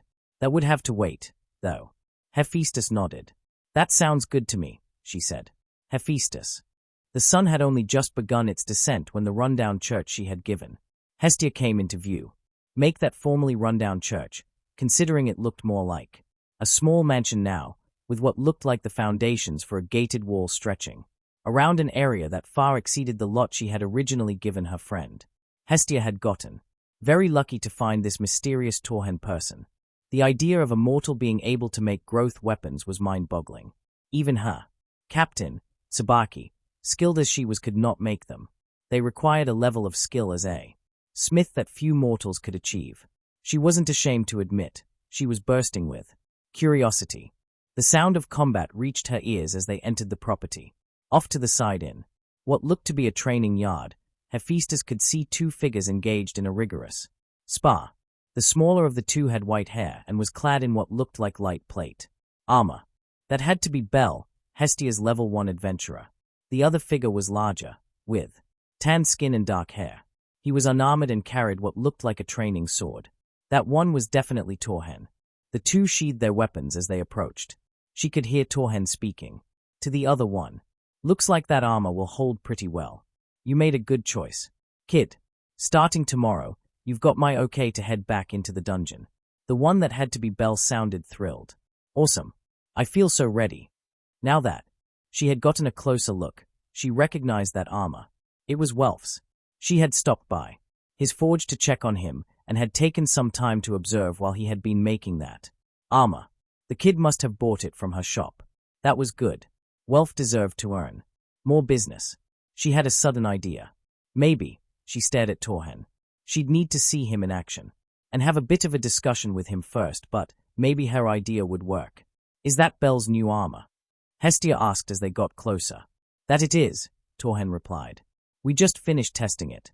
It's apprentice-level work, but it will hold up well. Bel made a good choice. The man clearly had a good eye for quality. And skill. She herself would consider Welf to be at the level of an apprentice, but he was a damn good one. Who's this? The man was looking at her. This is Hephaestus. Her friend said. I may have mentioned Bel's knife at the party, and she wanted to see it and come meet you. The man looked intrigued.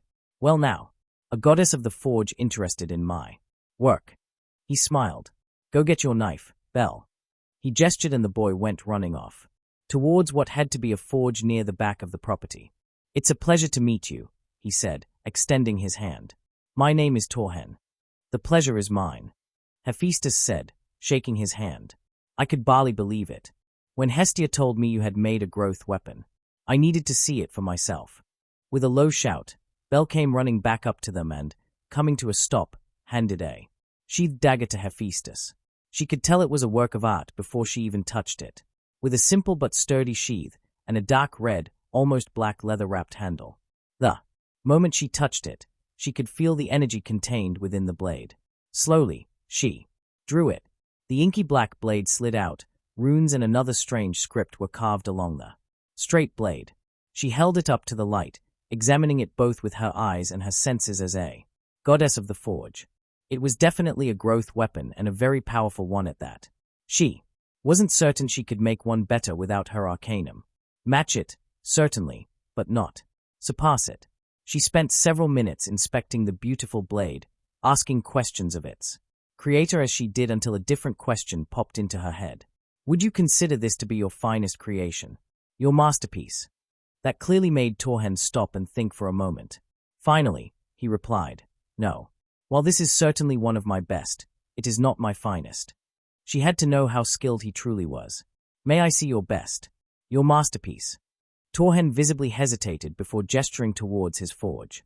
Not outside and you will never breathe a word of what you see to another living soul. Hephaestus understood that desire all too well. I accept your terms. Torhen led them into his rather impressive forge and disappearing into a back room. For a moment, returned carrying something wrapped in a black cloth. Even with the covering, she could feel the incredible power radiating from the object. Slowly, Torhen unwrapped it, to reveal the most beautiful scabbard she had ever seen, with a deep black color and leather. Wrapped handle, gold inlay showed scenes of dragons and lightning dancing across the sheath. Torhen slowly drew what was, without a doubt, the most beautiful katana she had ever seen. As it left the sheath, her senses exploded. That weapon wasn't just beautiful. It was deadly. A shiver ran up her spine.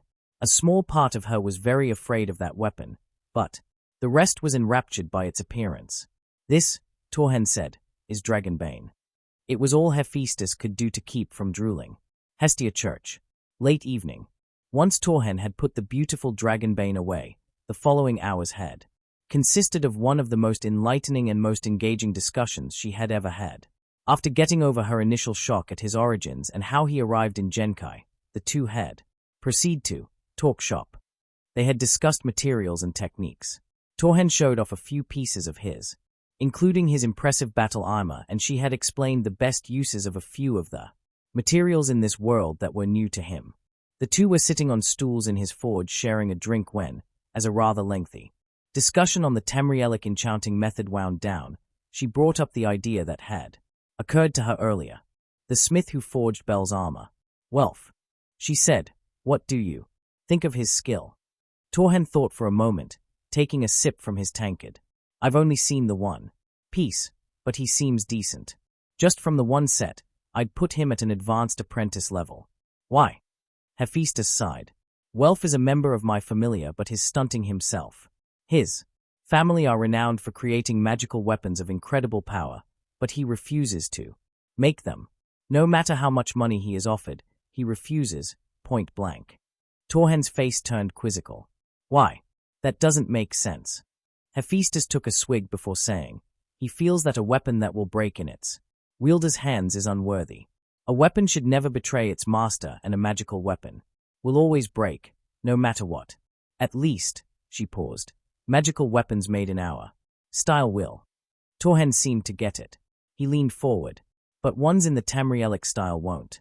They are less powerful overall, but once the magic is spent, they simply need recharging, and the magic is back to full power. Exactly, Hephaestus said. I was hoping that you might consider taking Welf on as an apprentice, or at least teach him your method. It would help him grow and maybe give him the confidence he needs to really use his talent. Torhen looked surprised. An apprentice? I thought apprenticeships across Familia were forbidden. Hephaestus nodded. They are. Having a training partner or forming a party with members of another familia is fine, but cross-familiar apprenticeships are forbidden under the rules set by the first Donatus. You're saying you'd let Welf leave your familia? He sounded shocked. Hephaestus struggled for a moment to find the right words. I am very fond of Welf. I don't really want to let him go, but if he joins Hestia and learns from you, it could improve his skills by leaps and bounds. I want to see him improve. She sighed and drained her tankard. Once you have determined that he has learned all he can from you, I'll welcome him back with open arms. Torhen sat silent for a moment.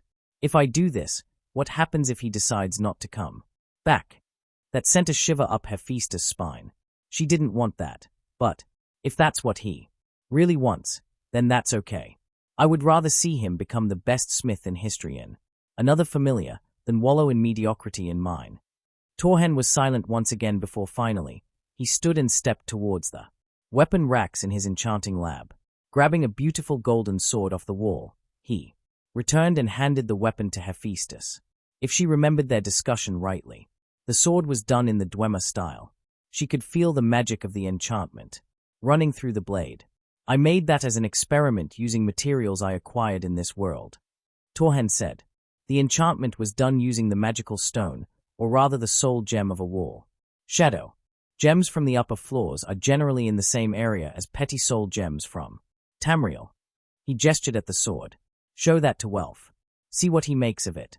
Do not force him, though. Leave the decision up to him. If he wants to learn, I will teach him. If he wants to be my apprentice, I am sure Hestia will accept him. Bel is already wearing his armor, so maybe they can make a contract while we're at it. Hephaestus let out a sigh of relief at that. Thank you, she said. Now she just had to convince Welf that this would be a good idea. Considering his dislike of magic swords, that may take some time. Bel stood near the fountain in front of Babel, muttering nervously to himself. While they were out shopping the day before, Ms. Aina had suggested Bel find a supporter. Since she was his advisor, he would gladly follow her advice. The only problem was, he didn't know how to find one. What if he approached a supporter that looked alone, and they laughed at him? Excuse me. A voice interrupted his thoughts. Looking up, he saw a small, Cianthrope girl wearing a huge backpack. Why, yes, Bel asked. I heard you muttering about finding a supporter. I'm looking for an adventurer to pair up with for the day, so I thought I'd ask if you wanted to partner up, she said. Bel was thrilled. Of course. I'd love to. She smiled. Great. My name is Lilarukar Ad. It's a pleasure to be working with you, Bel Cranel, he said as he shook her hand. The pleasure is all mine. This will be all for today. Next part would be coming soon, so please like and subscribe to get informed as of the next part.